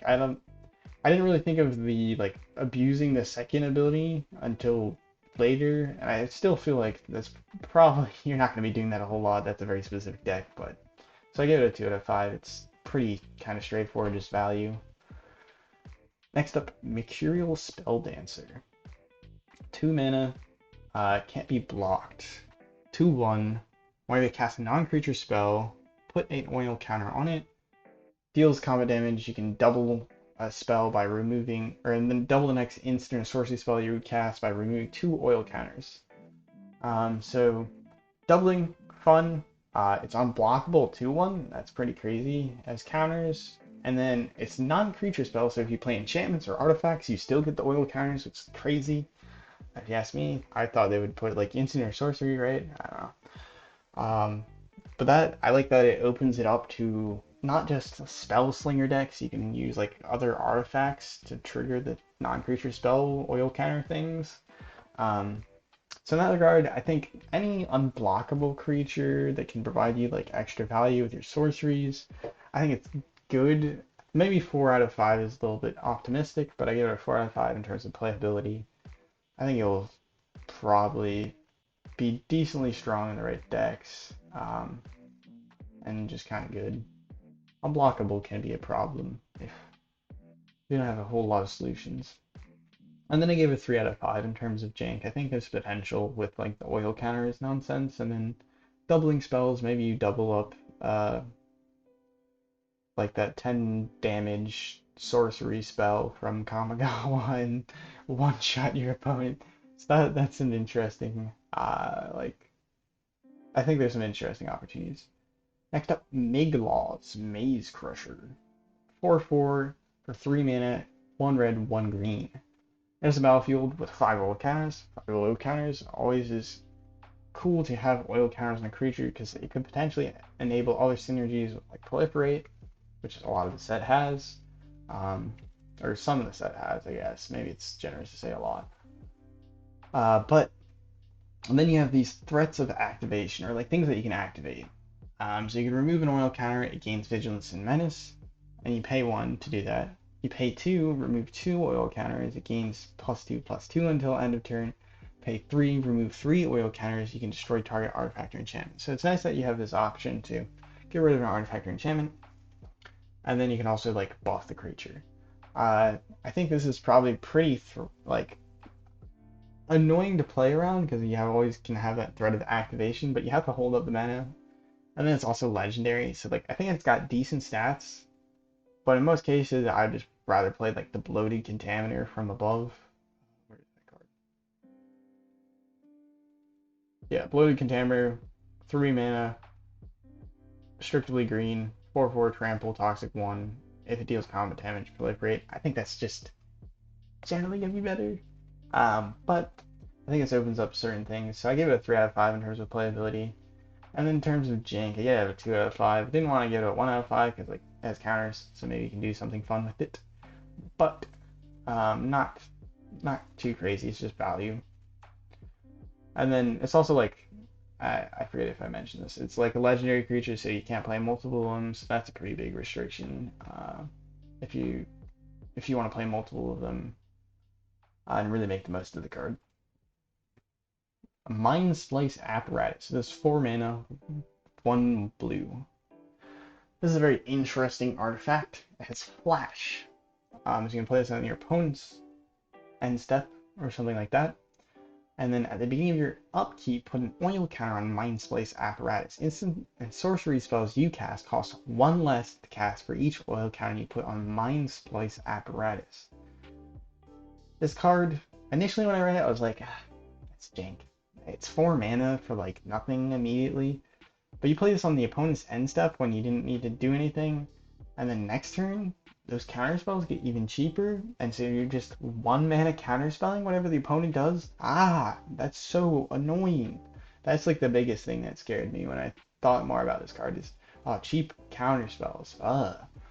And then I think there's some pretty amazing things, like in terms of scaling, like, you could play that Kamigawa 10 damage sorcery, uh, potentially for 2 red mana if you get this up to like 8 oil counters. So that's pretty crazy. So I think this has some interesting scaling. In terms of all of that, I give it a 3 out of 5 for playability. I've yet to see. I want to see if it will actually like play out to be that broken. So I didn't really want to give it a 4 out of 5 because I don't think it's that insane value, like in control decks that are specifically spells and or just like building around like a very expensive spell, maybe like ramping into a very expensive spell is gonna be crazy, or just getting a lot of value out of like counter spells. That's really annoying. So 3 out of 5 in that regard, and then I think it can enable some jank things with some of the more expensive instant or sorcery spells, so I gave it a 4 out of 5 in that regard. Next up, Mirren Safe House. 3 mana, as long as it's on the battlefield. It has all the activated abilities of all lands in all graveyards. If you can't tell from my my voice, I don't think this card is very good. I think this is maybe like commander thing, but like, yay, I get to use my opponent's island that they discarded to their thirst for discovery or whatever. I don't care. Why am I spending 3 mana to get 1 mana? I could, I don't know. It just doesn't seem worth for the most part. So in that regard, I just gave it a 1 in terms of playability. You're probably going to be just not be playing this because it requires things to be in the graveyards, right? And then I give it a 1 for jank. Just, I don't know what it's good for. Mythics. It's a sphere land, which is an important land type for the next card. But it taps for 1 generic, and then you can add 1 mana of any color, activate it only if it entered this battlefield this turn. And then you can pay 3 generic and tap it to create a 1/1 colorless Phyrexian Might artifact creature token with toxic 1. This creature can't block. So I gave this a 3 out of playability, and then I gave it I gave it a 2 out of playability, and then a 2 for jank. It's just value on the land, which is always kind of good, but it's colorless, and then you only get color the first turn, and then you're creating a might which can't block. Mights that can't block on the mights is so bad. Like if it could block the card, like it would be a million times better. But granted, if it could block, they probably would costed it to like 4 generic or 5 generic. So that's Mythics. Monument of Perfection.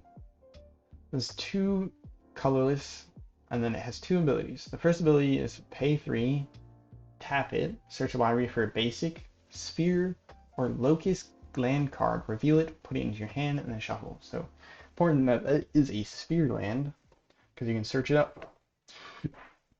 And so you can do this each turn, search up a land, and then you can pay 3 colorless, and then Monument to Perfection becomes a 9/9 Phyrexian construct artifact creature token, loses all abilities, gains indestructible and toxic 9.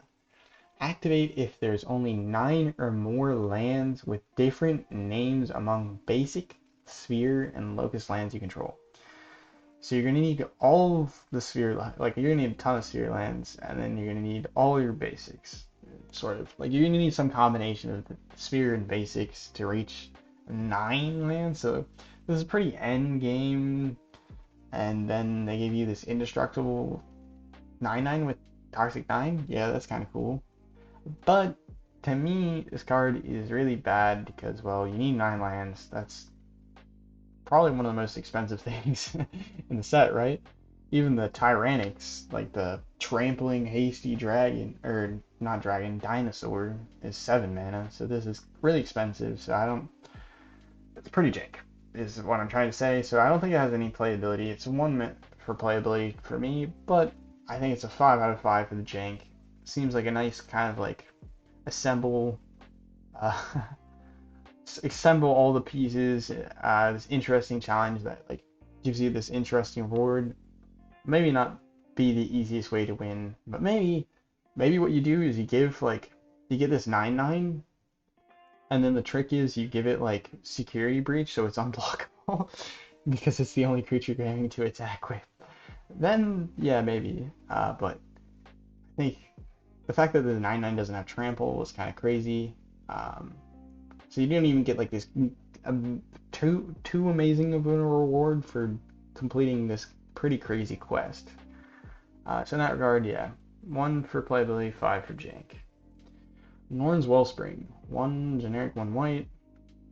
I gave this a 2 for playability and 3 for jank. I see that you could put this in like a sack deck, because whenever creature you control dies, scry 1 and put an oil counter in it, and then you can pay 1 and tap it to remove 2 oil counters and then draw a card. So you're gonna really need to be sacking a lot of things, but it is a 1 mana draw.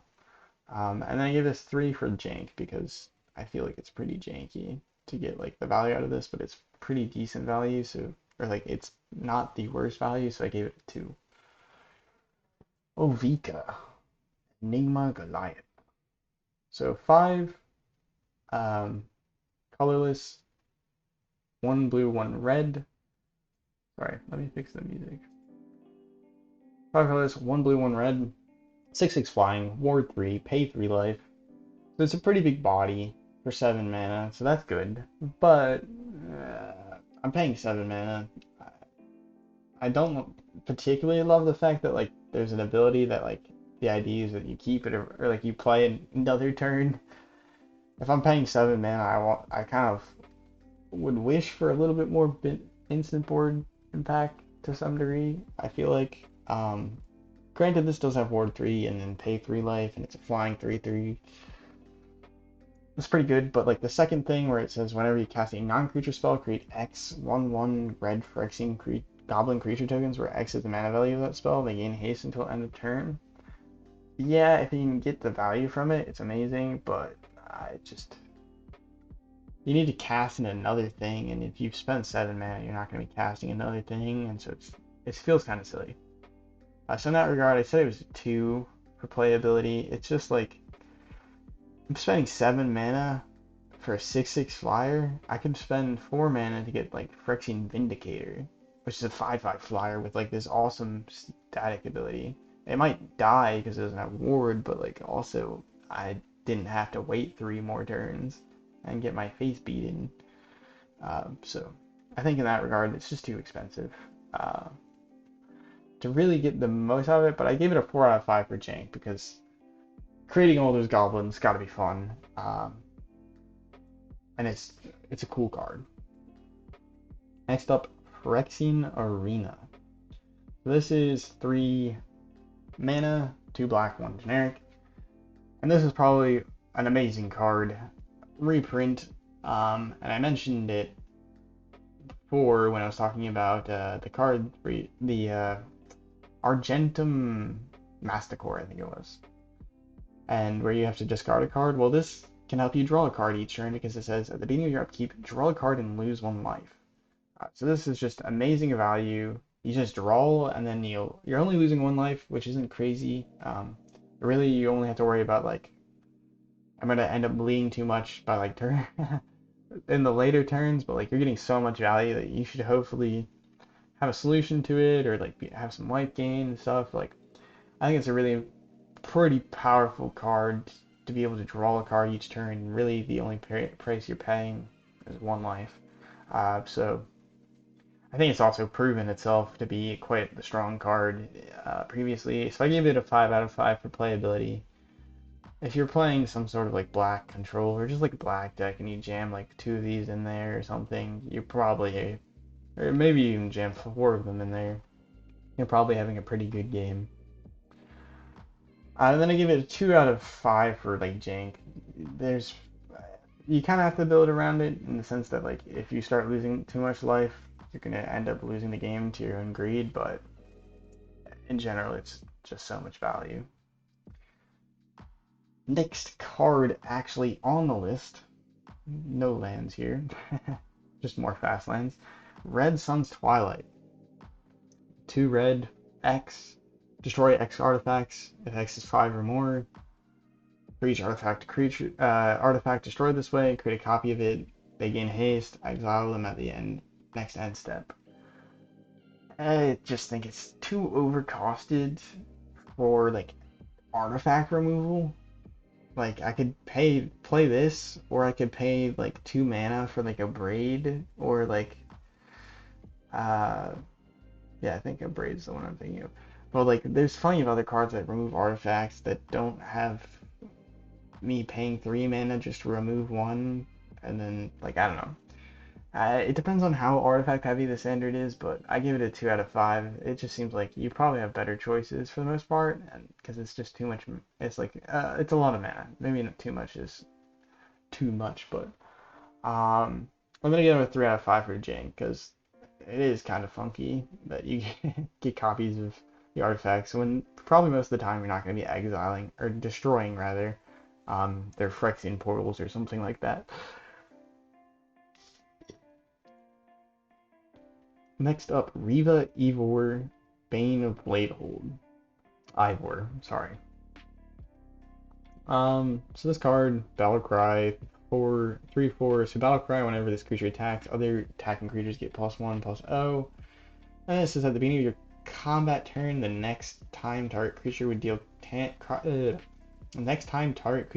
deal combat damage to 1 or more players this combat. Prevent that damage. If damage is presented this way, create that many 1/1 colorless Phyrexian Might artifact creature tokens with toxic 1 this creature can't block. Complicated card. You're just delaying damage to get mites for the most part. I think the best part about this card is the battle cry feature, where it's just kind of good in tokens. And it enables token shenanigans because you can get like some tokens out of it. I think it that's basically the big thing is battle cry.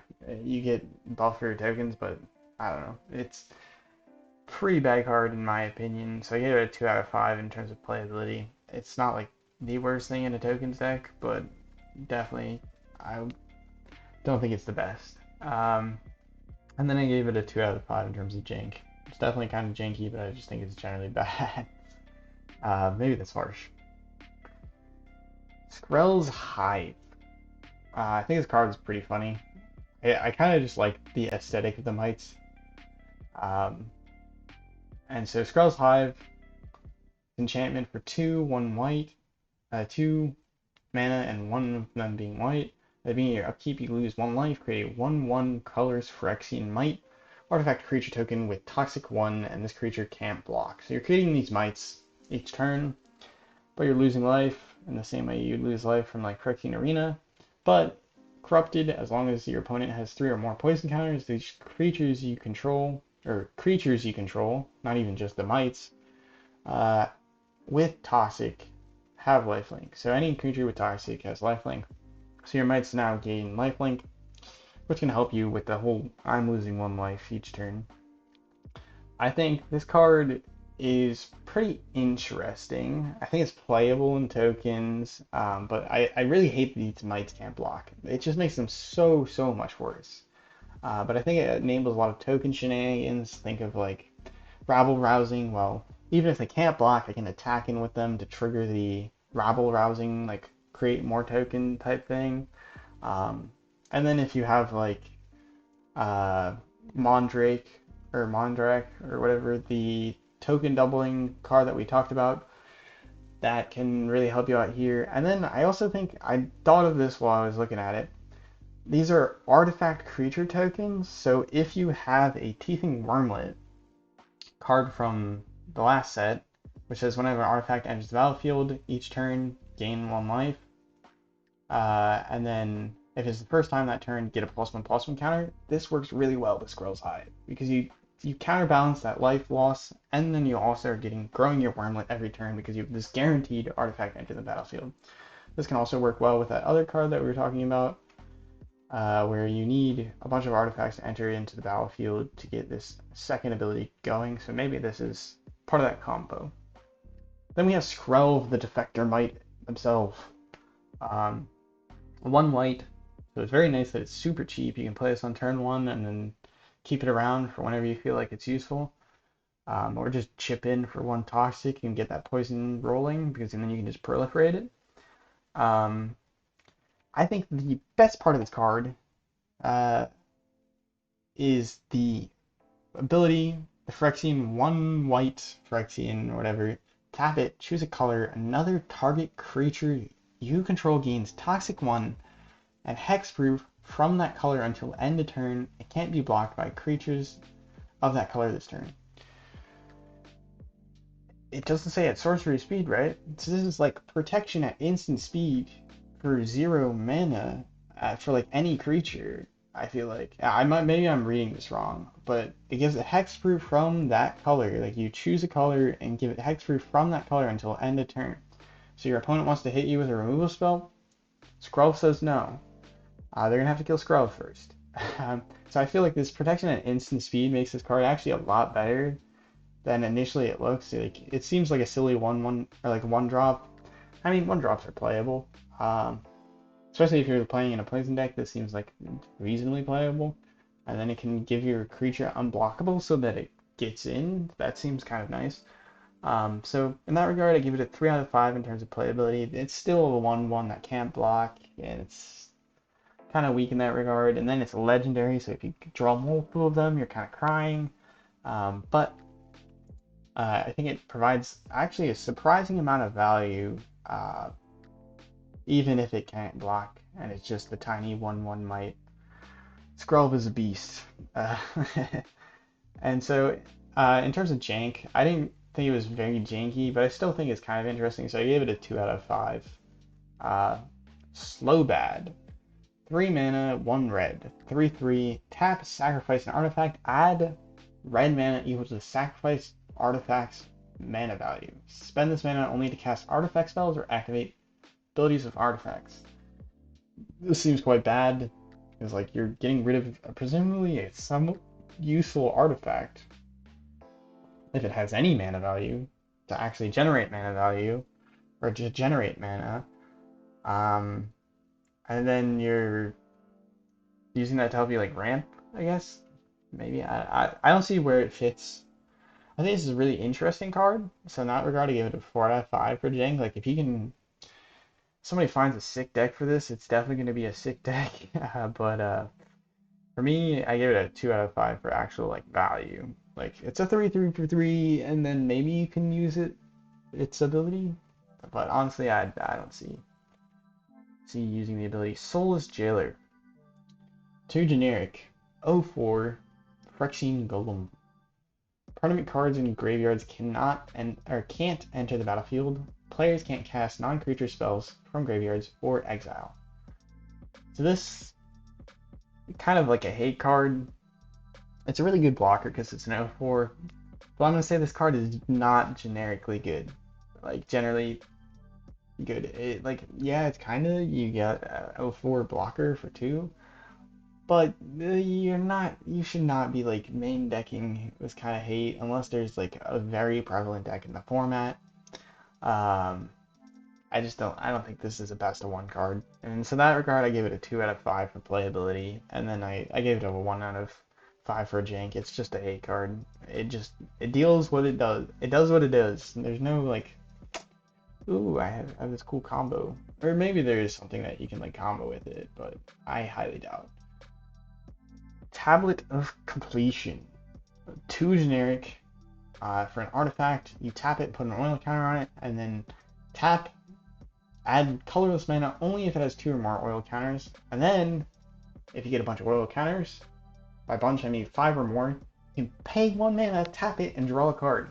So I think that is like the big part of this card is, yeah, it can turn into an actual mana rock to some degree for 2 mana, which isn't bad, but you have to kind of wait a turn at most, because you tap it, add an oil counter, you proliferate, and then it has 2 or more oil counters, so you can use that turn to add mana, and then maybe you proliferate more, and then you can start using it like long term. The draw, super value. 1 mana draw, that's crazy. So in that regard, I think it has a lot of like long term, like quite the investment, but it's a good payoff.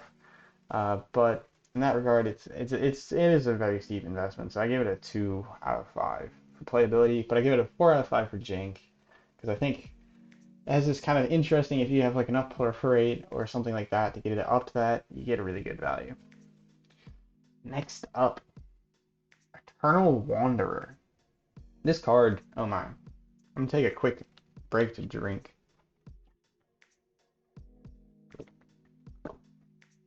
So, 6 mana, 2 white, 5 loyalty, legendary planeswalker. Now, no more than 1 creature can attack the Eternal Wanderer each combat, so it's got a sort of defensive thing about like going wide strategies, which is cool. And then the best part is it comes in with 5 loyalty, and then you can -4 it, and the -4 is pretty darn crazy. -4 for each player, choose a creature that player controls, or that player controls. Each player sacrifices all creatures they control not chosen this way. So you say, oh, opponent, your 1/1 token, you can have that. And then you're like, oh, yeah, I'm gonna keep my like, I don't know, I'm gonna keep my Elish Norn, let's say. So you basically pseudo what the board, and then you have like, they can only attack you, or like only attack your planeswalker with 1 creature, and so like that's pretty brutal. Especially if you get to like choose their worst creature. And then you get to either +1, exile up to 1 target artifact or creature, return that card to the battlefield under its owner's control at the beginning of that player's next end step.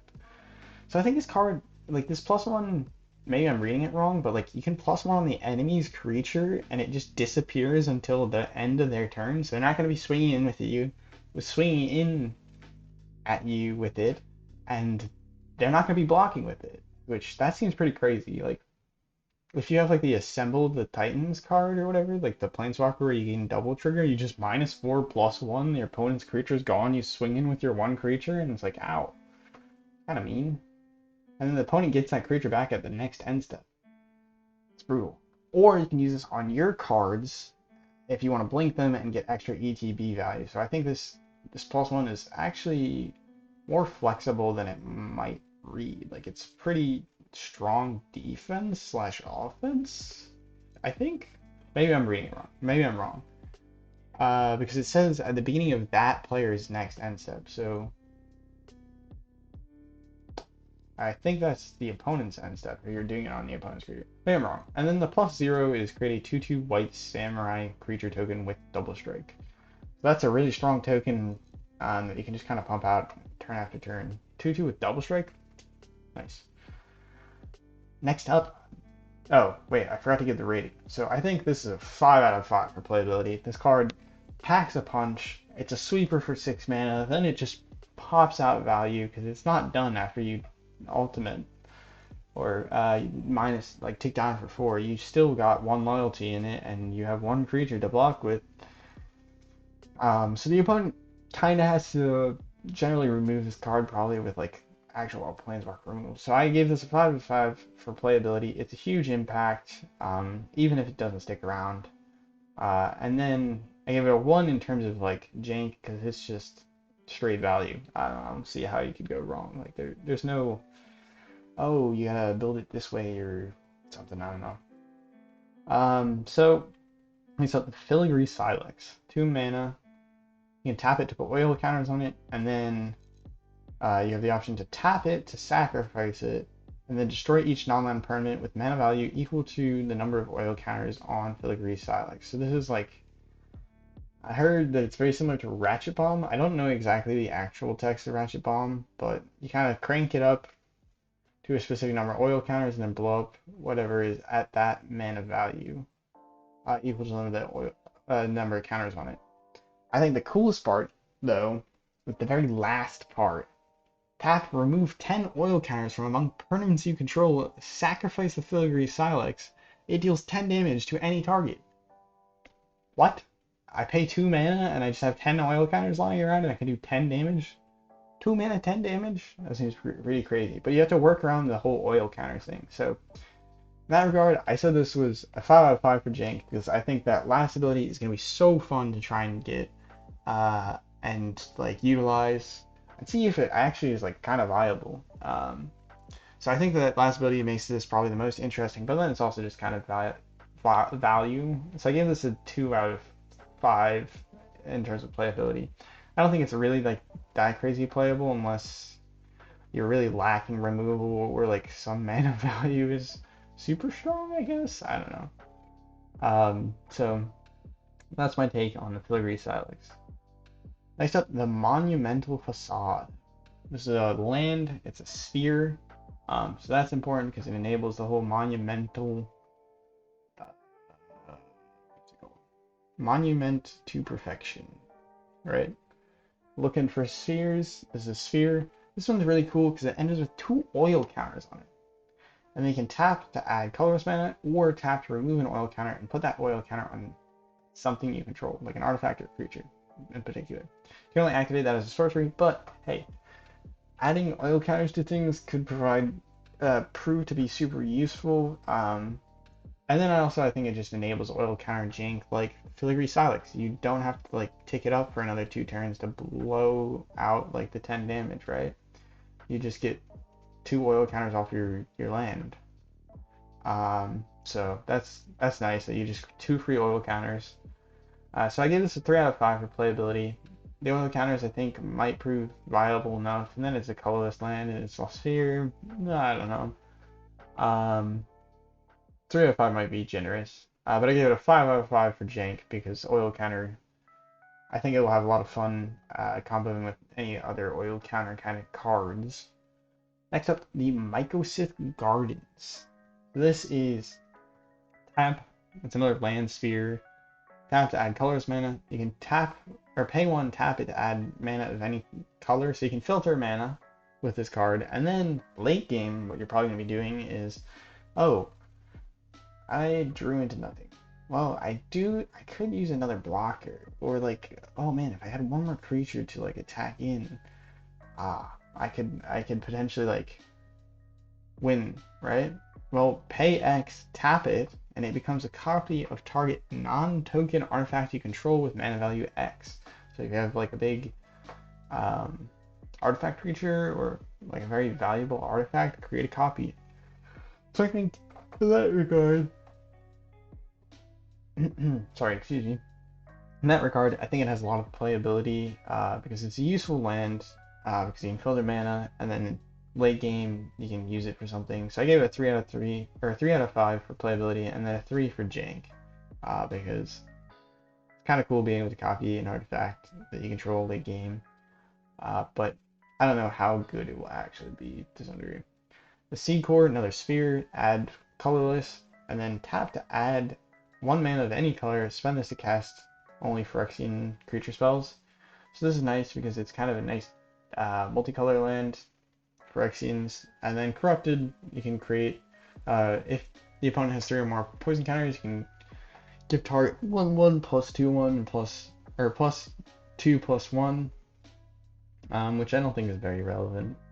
Mostly you're gonna just be using this for like the multicolor stuff. Give it a 3 for playability and a 3 for jank. Not too crazy. Run Breaker Silence. This spell can't be countered. It's trample. It's 5 mana. It's 5/5. Can't be targeted with non-green abilities. Opponent's control from non-green sources. As long as your turn, it has indestructible. So I think this card is really nice because it's just a really tough bugger. Because it's gonna have trample and it can't be targeted with non-green sources. How many green removal spells do you really know? Fight spells, I guess. So they're gonna have to fight it. And then on your turn, it's indestructible, so you can swing in or something. I don't know.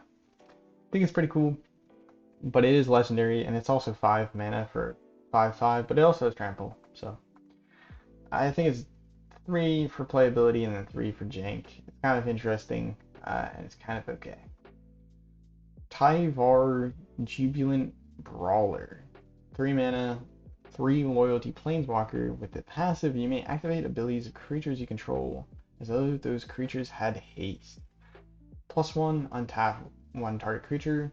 -2, mill 3 cards, and you may return a creature card with mana value 2 or less from your graveyard to the battlefield. So in this regard, I think the ability to untap your creatures for cheap and then add haste to like abilities, I think this makes it kind of like enable a jank enabler or like some interesting things. Enable some interesting things. So in that regard, I give it a 4 out of 5 for jank. And then in terms of actual playability, I don't think this is very good, unless it really sees like strong combos. It is nice though, like planeswalkers tend to soak up some damage or like an attack that would go your face. So I don't know, planeswalkers are right in that regard. So I gave it a 2 out of 5 for playability. Next up, Unctus Grand Metatic. So I gave this. Sorry, this is a 3 mana, 2 blue, 2/4. Other blue creatures you control have, when this creature becomes tapped, draw a card, discard a card. So loot, when your blue creatures become tapped, other creatures you can, artifact creatures you control, get +1/+1, and then you can pay a blue Phyrexian to give target creature you control, or make it a blue artifact in addition to its other colors and types. So this is, I think this card's pretty crazy fun, because it's like a lord for artifacts. It gives your creatures looting when they go to like attack in or just tap, which is crazy. And then it can enable itself with a blue mana. And I think it also works probably pretty well with like some Mycosynth just to buff up everything. So I gave this a 4 for playability, because I think in general you're going to be able to loot with it and it's going to buff up things.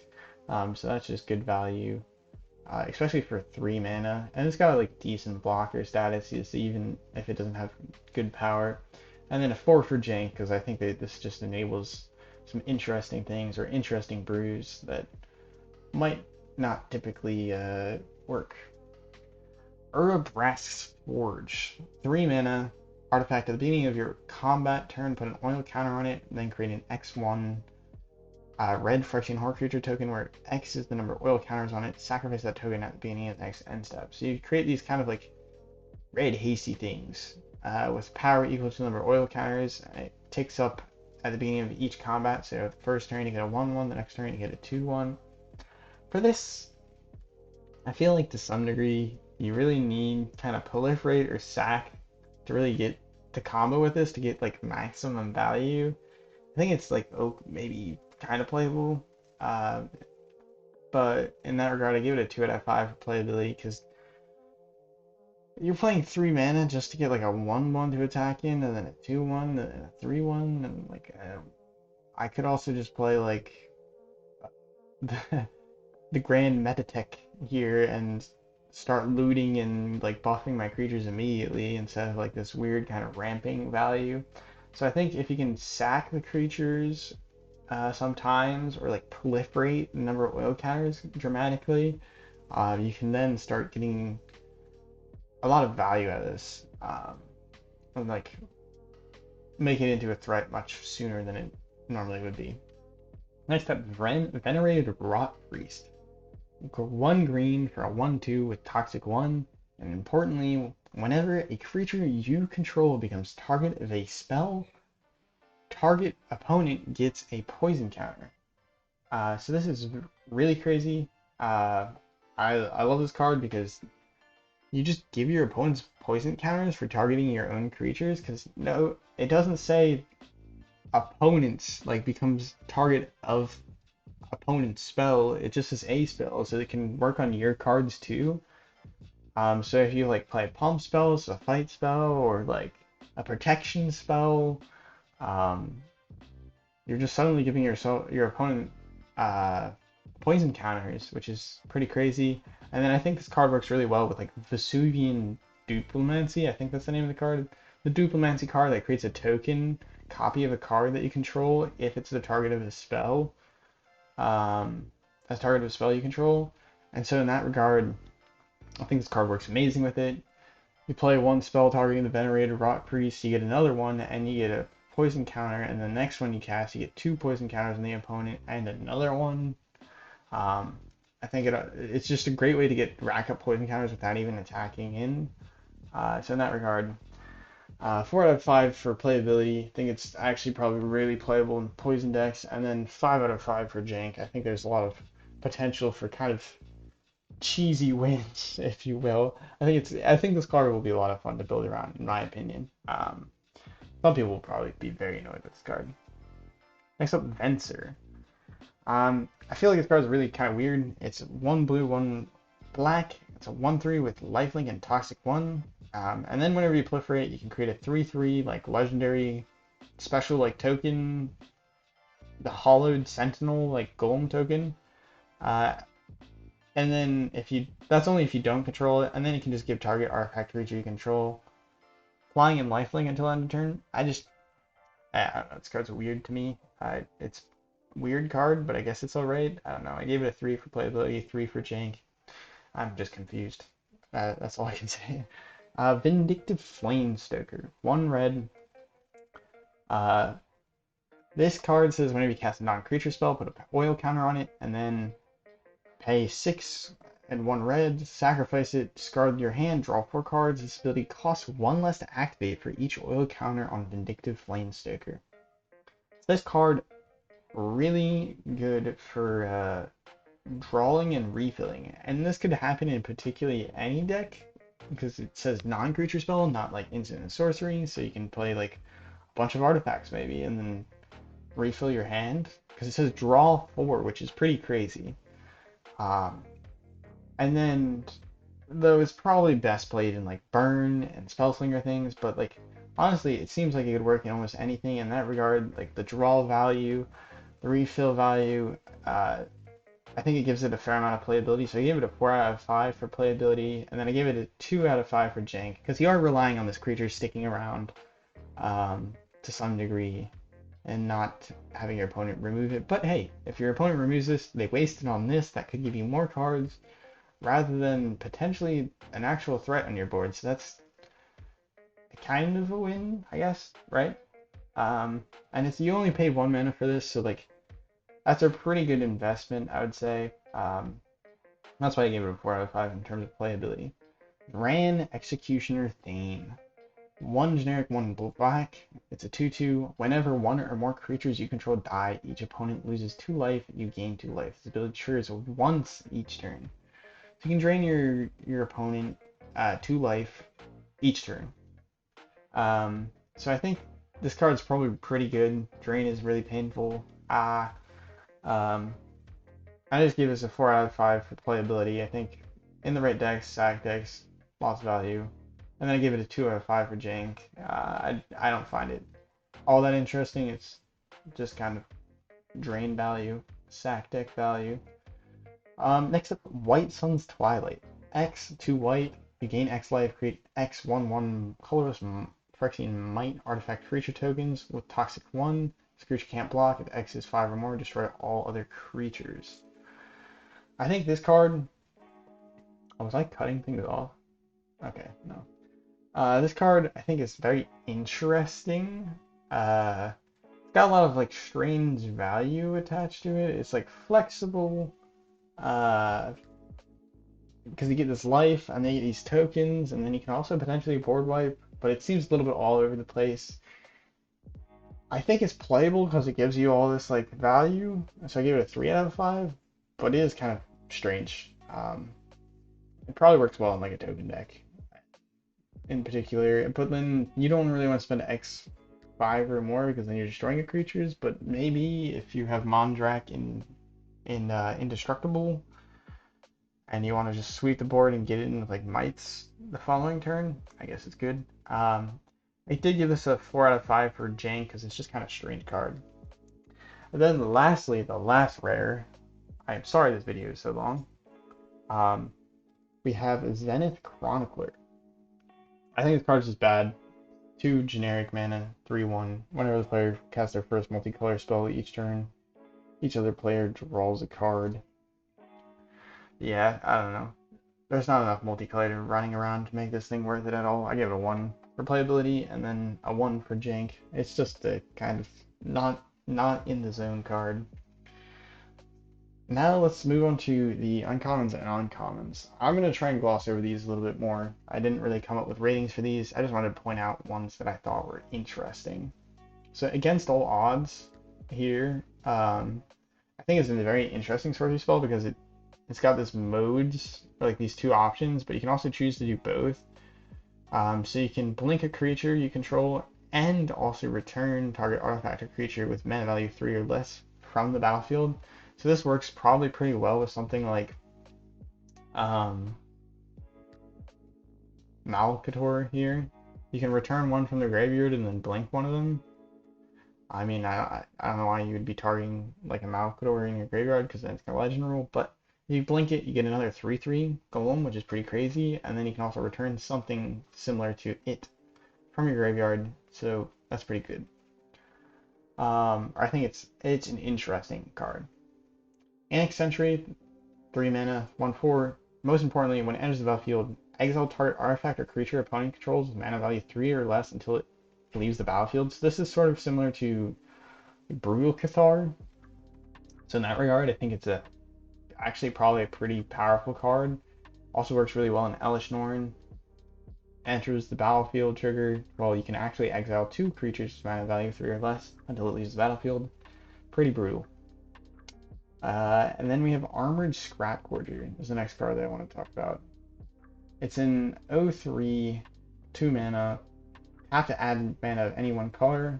And it gets +3/+0 as long as there's 3 or more oil counters to it. Well, it becomes tapped, exile target card from a graveyard and put an oil counter on it.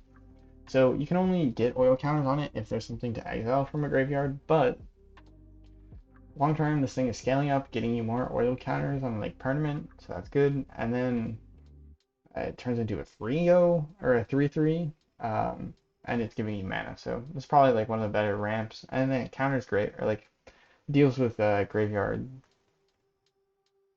which is really good.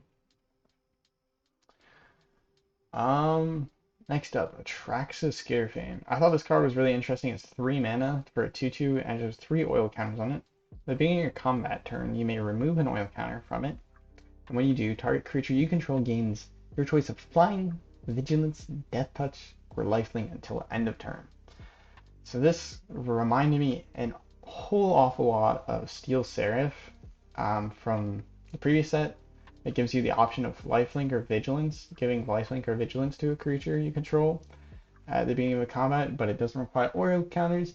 But I just thought this was like a really interesting budget Steel Seraph that you could play. It's an uncommon, and it could enable like what I was saying with those Obliterator or the Phyrexian Obliterator and Phyrexian Vindicator. You want those creatures to potentially have vigilance. This might be helpful for giving them vigilance so that they can sit back on defense while also swinging in and punishing your opponent. So I thought this was a really interesting card. Cacophony Scamp. I thought this was an interesting card just because it says proliferate. So that's also can be fun. So like if it deals combat damage, you can sacrifice it if you do proliferate. And then also I thought it was a really interesting death trigger here. If it deals damage equal to its power to any target. This reminds me a lot of a creature from a previous standard. If you can pump this up with a bunch of equipments or like counters, when this dies, you're wielding quite the weapon. And it kind of can be like unblockable in a way because this thing dies and then it shoots the damage at the face regardless. So it can be a very lethal kind of thing. Canker Bloom. This is a really high value card. 2 mana for a 3/2. That's good. That's pretty good. And then 1 mana, sacrifice it. You can destroy a target artifact, destroy target enchantment, or proliferate. That's crazy. This is like a better version of that one werewolf that sacrifices to destroy target artifact. This can destroy enchantments as well. Well, I guess that one destroys enchantments and artifacts. Maybe I'm wrong. But this also has the opportunity to proliferate, and it's a 3/2 just statically instead of like a 2/2, I think. So yeah, this Cephalopod Sentry was like the one thing that I was talking about where I realized while talking about the card, this would work really well because it says power is equal to the number of artifacts you control with the Mycosynth, what's it called? Not Mycosynth Gardens. What's the full card name? Encroaching Mycosynth. So you turn all the permanents you own into artifacts. So all your lands are artifacts. So assuming you have 4 lands, boom, you have 5 power base because this is an artifact and you have 4 lands. This is 5 power. It's a flyer. That's kind of crazy. So that's something that I just thought of while I was watching or like going through the cards again. So I think that's very interesting. Churning Reservoir, I just thought this was cool because at the beginning of your upkeep, put an oil counter on another token or target non-token artifact or creature you control. So this can help you put in a bunch of oil counters or just keep up with oil counters. And it's 1 red mana, so it's like something to do on turn 1. Kind of a nice thing. Or it's an artifact to play that triggers like artifact matters type things. So I thought it was good. Cinder slash Ravager. So this is a card that works really well if you have oil counters because it says 1 less to cast for each permanent you control with an oil counter on it. I guess it says each permanent you control with an oil counter and it doesn't say for the number of oil counters you control, right? So you need 4 different permanents with oil counters, so that's a bit of a challenge. But if you can get 4 different permanents with oil counters on it, you just drop this for 2 mana instead of 5/5 with vigilance. And then when it enters the battlefield, you get 1 damage to each creature your opponent controls, which can potentially blow out all their mites or something like that, which is very good. I thought Complete Devotion here was a very good card in terms of it would work really well with Venerated Rock Priest. This is Toxic 1, and it likes when you target it with spells because, well, opponents get poison counter. Well, this card says target creature you control gets +2/+2 until end turn. That creature is toxic. Draw a card. So you target your creature with toxic. With this, you give your opponent a poison counter, and you also draw a card. Maybe you're not using that buff effect, but hey, that could be a nice way to keep that kind of combo going with Venerated Rock Priest. Distorted Curiosity here I thought was just an all-star in terms of drawing cards. 3 mana to draw 2 cards, and it costs 2 less if the opponent has 3 or more poison counters. Well, you're probably going to be able to get your opponent to 3 or more poison counters if you're playing a kind of toxic deck. And just like incidentally giving them enough poison counters. And so in that regard, this becomes a 1 mana to draw 2 cards. That's crazy. That's crazy. So even if you're not getting the discount, it's still draw 2 cards for 3 mana, which is pretty good. Run and Icar. I thought this card was cool just because it's proliferate and it's a decent removal. Two mana for -4/-4. It's not gonna deal with Shieldred, so maybe that puts it out of question, but that was interesting. Evolving Adaptive. I really like this card because, well, it has a battle with an oil counter and gets +1/+1 for each oil counter. So you can proliferate the oil counters and get this thing bigger. It's 1 mana, and then whenever another creature enters the battlefield you control, under your control, if that creature has greater power or toughness, the evolving adaptive, you can put an oil counter on it. So this thing grows according to if you have another greater sized creature, or like it pumps up by 1 each time you play a creature with better toughness or power. So I think that's really cool, and then it also just works with proliferate. I just think it's a really fun oil counters, yay. Expand the Sphere. This is nice because it can either act as ramp, finding you 2 lands, or you can choose not to pick out lands and then proliferate twice. Or you can choose a combination, find 1 land, proliferate once, or you can just find 2 lands.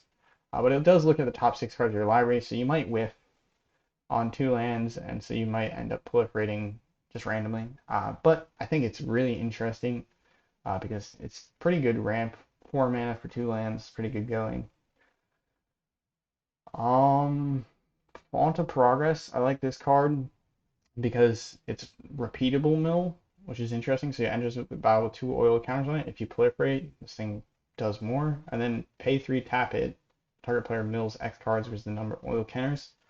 So you can just mill, pay 3 again, mill, pay 3 again, mill. So it's something. It's almost like an unkillable ruin craft. But you do have to pour mana into it. But I think it's an interesting card for the mill archetype. Next up, Furnished Punisher.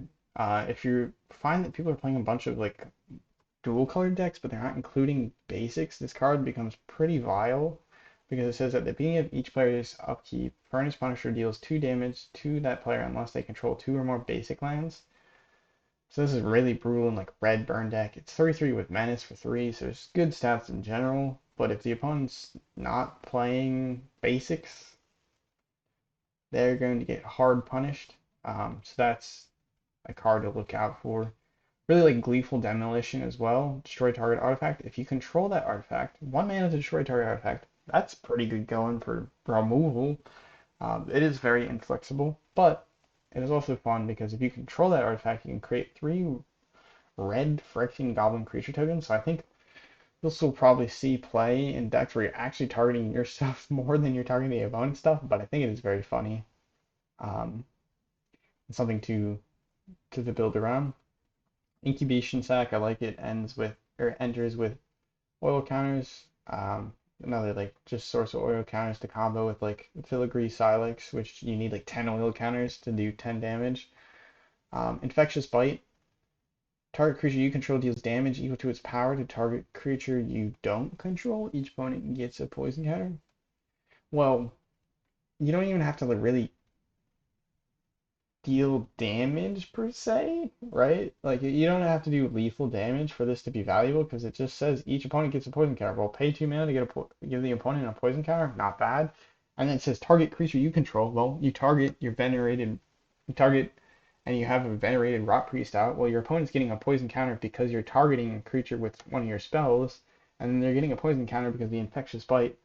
This is going to be pretty vile in terms of giving your opponents poison counters. Though it does say target creature you control deals damage equal to its power to target creature you don't control. So your opponent needs a creature. So if you're killing off your opponent's creatures and you can't target them with this card might be dead card in hand. There is something to say about that. Infested Flesh Cutter, I just like it because it's kind of interesting. It attacks and gives you a might, or whenever equipped your creature attacks, gives you a might, so that's kind of nice. Um, Minor Misstep. This card's interesting. 1 mana, instant counters target spell with mana value 1 or less. So this could be potentially pretty brutal if you're playing something. Well, actually, does this have mana value 3 technically? It probably does. You pay 1, but it technically it's mana value 3, I think. But yeah, this card potentially could make waves. I don't really know exactly how, but counterspell is a counterspell, and it says counter. It doesn't say make them pay mana. So Nahiri's Sacrifice is an interesting way to kind of sweep. You sacrifice an artifact or creature, and then according to the mana value, Nahiri's Sacrifice does X damage divided upon any number of targets. I like this Necrogen Communion because it says whenever an enchanted creature dies, return that card to the battlefield under your control. So if you have a card with an ETB, maybe this is also kind of like you get a double trigger the ETB, but it's also sort of like a protection card in a strange way because it kind of returns to the battlefield, and you can cast this before they like kill something, and so you don't always have to hold up mana for like a protection spell. You kind of just place it and forget it. Though if they have exile, um, that's less forgiving. I don't know if dies works with sacrifices. I'm assuming it probably does, but Magma Sprint is another interesting card. End of the battlefield, put 2 oil counters on target artifact or creature you control. To be end step, return it to its owner's hand unless you remove 2 oil counters from it. While you put those oil counters on target artifact or creature you control, you can slam those oil counters on your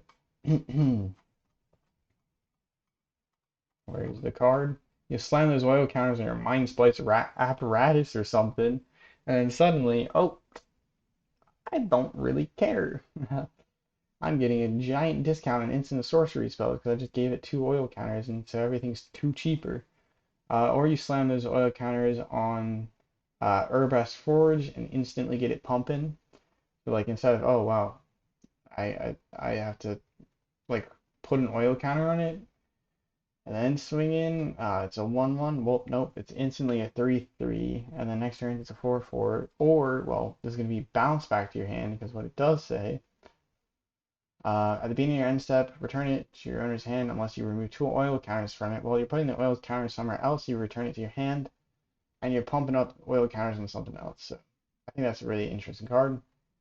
Like Regen Rot Priest, this just gives you an additional power, or it gives additional poison counters. Target creature you control with toxic gains death touch until end of turn. That's annoying. And then I like this Nimrazer Paladin. It is 5 mana, but it is nice that it has this.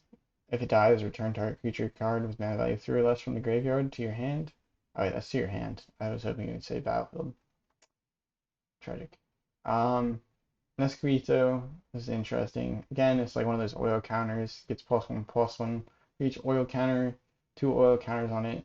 And then whenever another creature you control is put into the graveyard, put an oil counter in it. It is 4 mana for a 2/2 flyer. It will grow, but I think it's ultimately bad. Noxious Assault, this is like Overrun, but poison counters.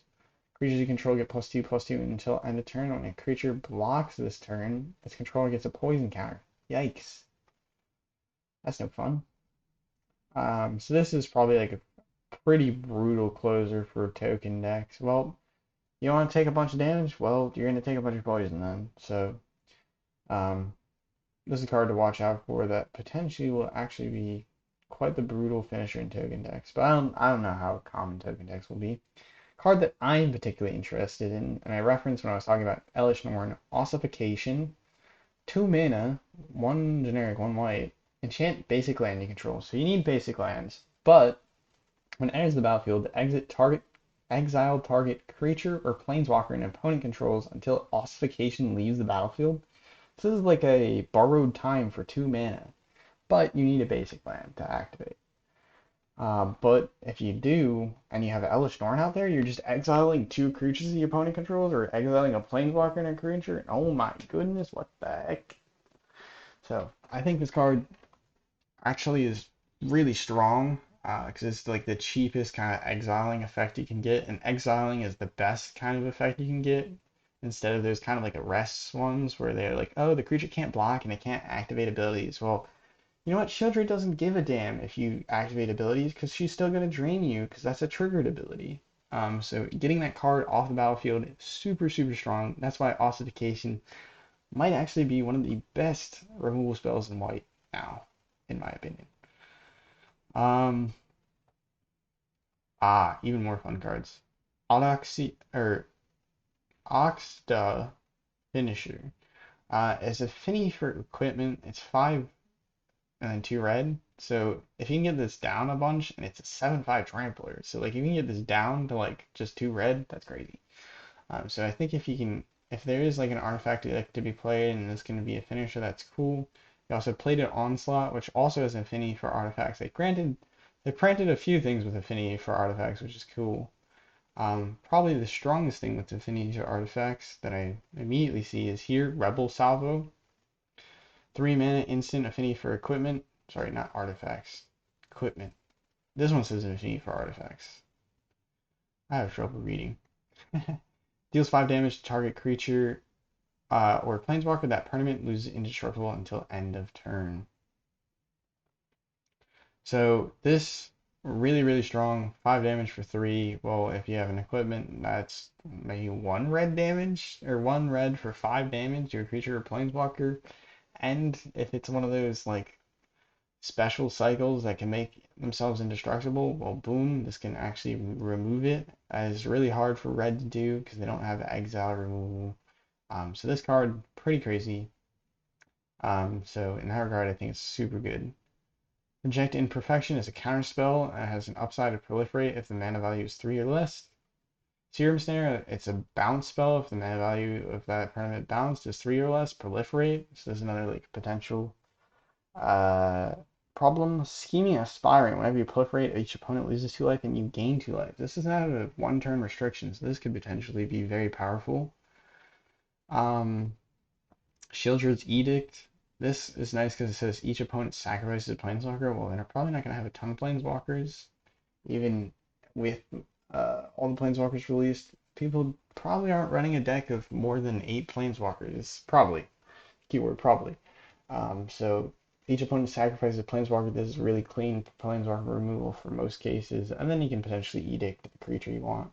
Because it says non-token creature or creature token. Serum Cord Chimera, this is another one where it gets oil counters if non-creature spells are played, and they can remove 3 oil counters, draw and discard, and then if you discard the card, then you may discard a non-land card. If you do discard, it can deal 3 damage to target creature or planeswalker. So this is 4 mana, kind of expensive, but that is pretty cool upside for the whole oil counter shenanigans. Tainted Observer.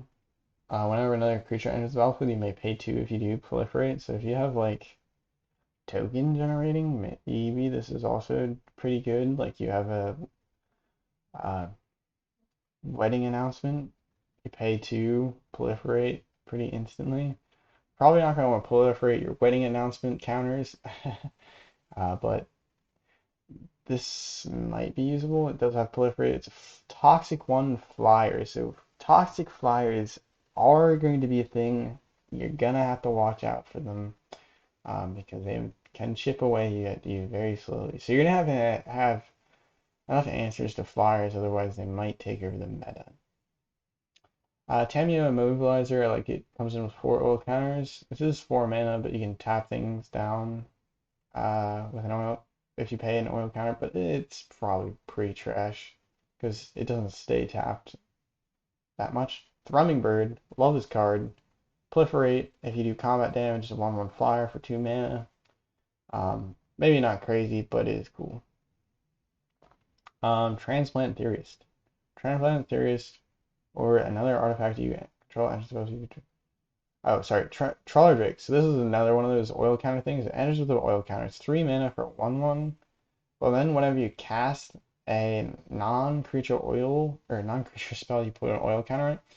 This is probably easier than that black card Nesquita or whatever. Here, 2 oil counters, +1/+1, but you need creatures to enter your graveyard. Well, this one is just when you cast a non-creature spell. So this can probably pump up a lot easier. It's 1 mana less, though it does start out as a 1/1 flyer, so it's probably bad. But if you have a bunch of proliferate and you're casting a bunch of non-creature spells, this becomes pretty big pretty fast, which is spooky. This is really cool. Tyvar Stand. You can pay 1 mana and give Hexproof and Indestructible to a creature, and you can also buff it if you pay into the X.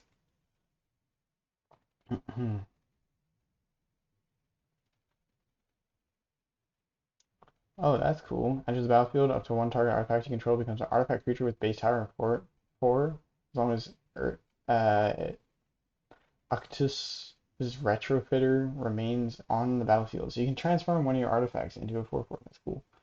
Unnatural Restoration, return permanent from your graveyard, proliferate. So proliferate's nice.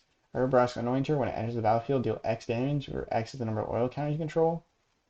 So that's awesome. That's probably a good way to do a ton of damage out of nowhere, potentially. Vat of Emergence. It's a reanimate with proliferate. Oh, that might honestly be crazy. That's cool. Vat of Rebirth. It's 1 mana, and then whenever another creature or artifact is put into the graveyard, you can put an oil counter on it, and then tap it, pay 3, remove 4 oil counters, return target creature card from your graveyard to your battlefield. So I think this is actually a really good reanimation card. You do need to get 4 oil counters, it's really expensive. And you do need to pay 3 mana and tap it, but like that's 3 mana to reanimate is really good. And then it's 1 mana, so you can potentially drop this on turn 1, ideally, and then you're getting value the entire time you're playing. Hmm.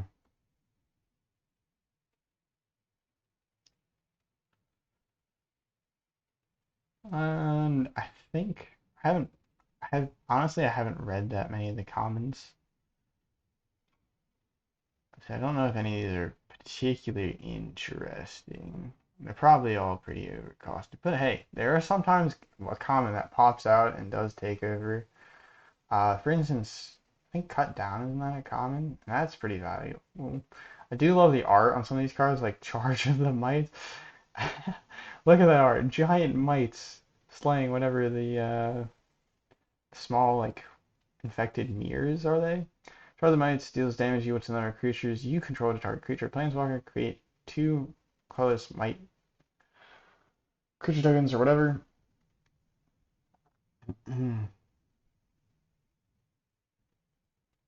Oh, this is kind of like a find a land Phyrexian Boar Beast. Beast. It says Beast. This is copyable with that Beast deck that I was talking about earlier.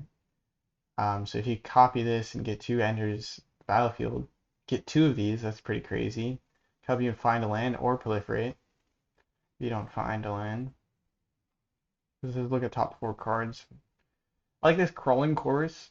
It's a 1/1. When it dies, creates a 1/1. It's cool. Um,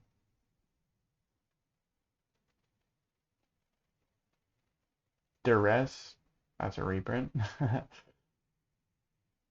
Experimental Augury. This is a nice one. Look at the top 3 cards of your library. Put one of them into your hand. The rest into your library in any order. Proliferate. So you can get to like look at top 3. Put one in your hand. So draw one. And then proliferate for 2 mana. Not bad.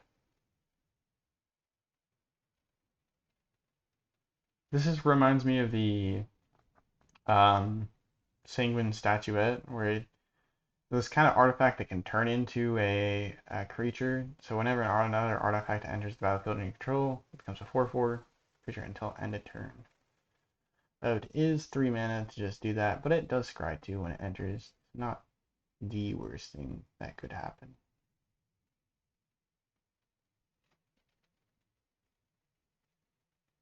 Trying to make sure I do not miss anything. This one's kind of fun because when it dies, it draws a card. It's 1/1 vigilance, flying vigilance. So it's always ready to be on the block. Oh, this is a card. 3 mana enchantment. As the battlefield, tap target creature and then proliferate. It doesn't untap during its. So it's like another one of those sleep enchantments, but it also allows you to proliferate. This is a cool card. Well, I saw that it said vigilance and I thought it was cool, but it also is 5 mana, 4 mana to equip. Uh, Mirror Kinsmith. Search your library for a mirror card and reveal it and put it in your hand and shuffle. Interesting. I wonder if there's actually some kind of mirror synergies that you could buy. Probably not. I'm not gonna lie. Phyrexia Analyst is like a mana rock for 3 with a potential upside whenever it taps and the opponent. Uh, when it taps and the opponent is corrupted, you can make them take 1 damage. Planar Disruption. This is like an arrest card for 2 mana, which isn't bad. It's not crazy good. But it's not going to get doubled up like the same way Ossification would with the Elish Norn, I don't think. Each opponent gets a poison counter and draw a card, so this is just straight up poison counters. Straight poison counter to the face.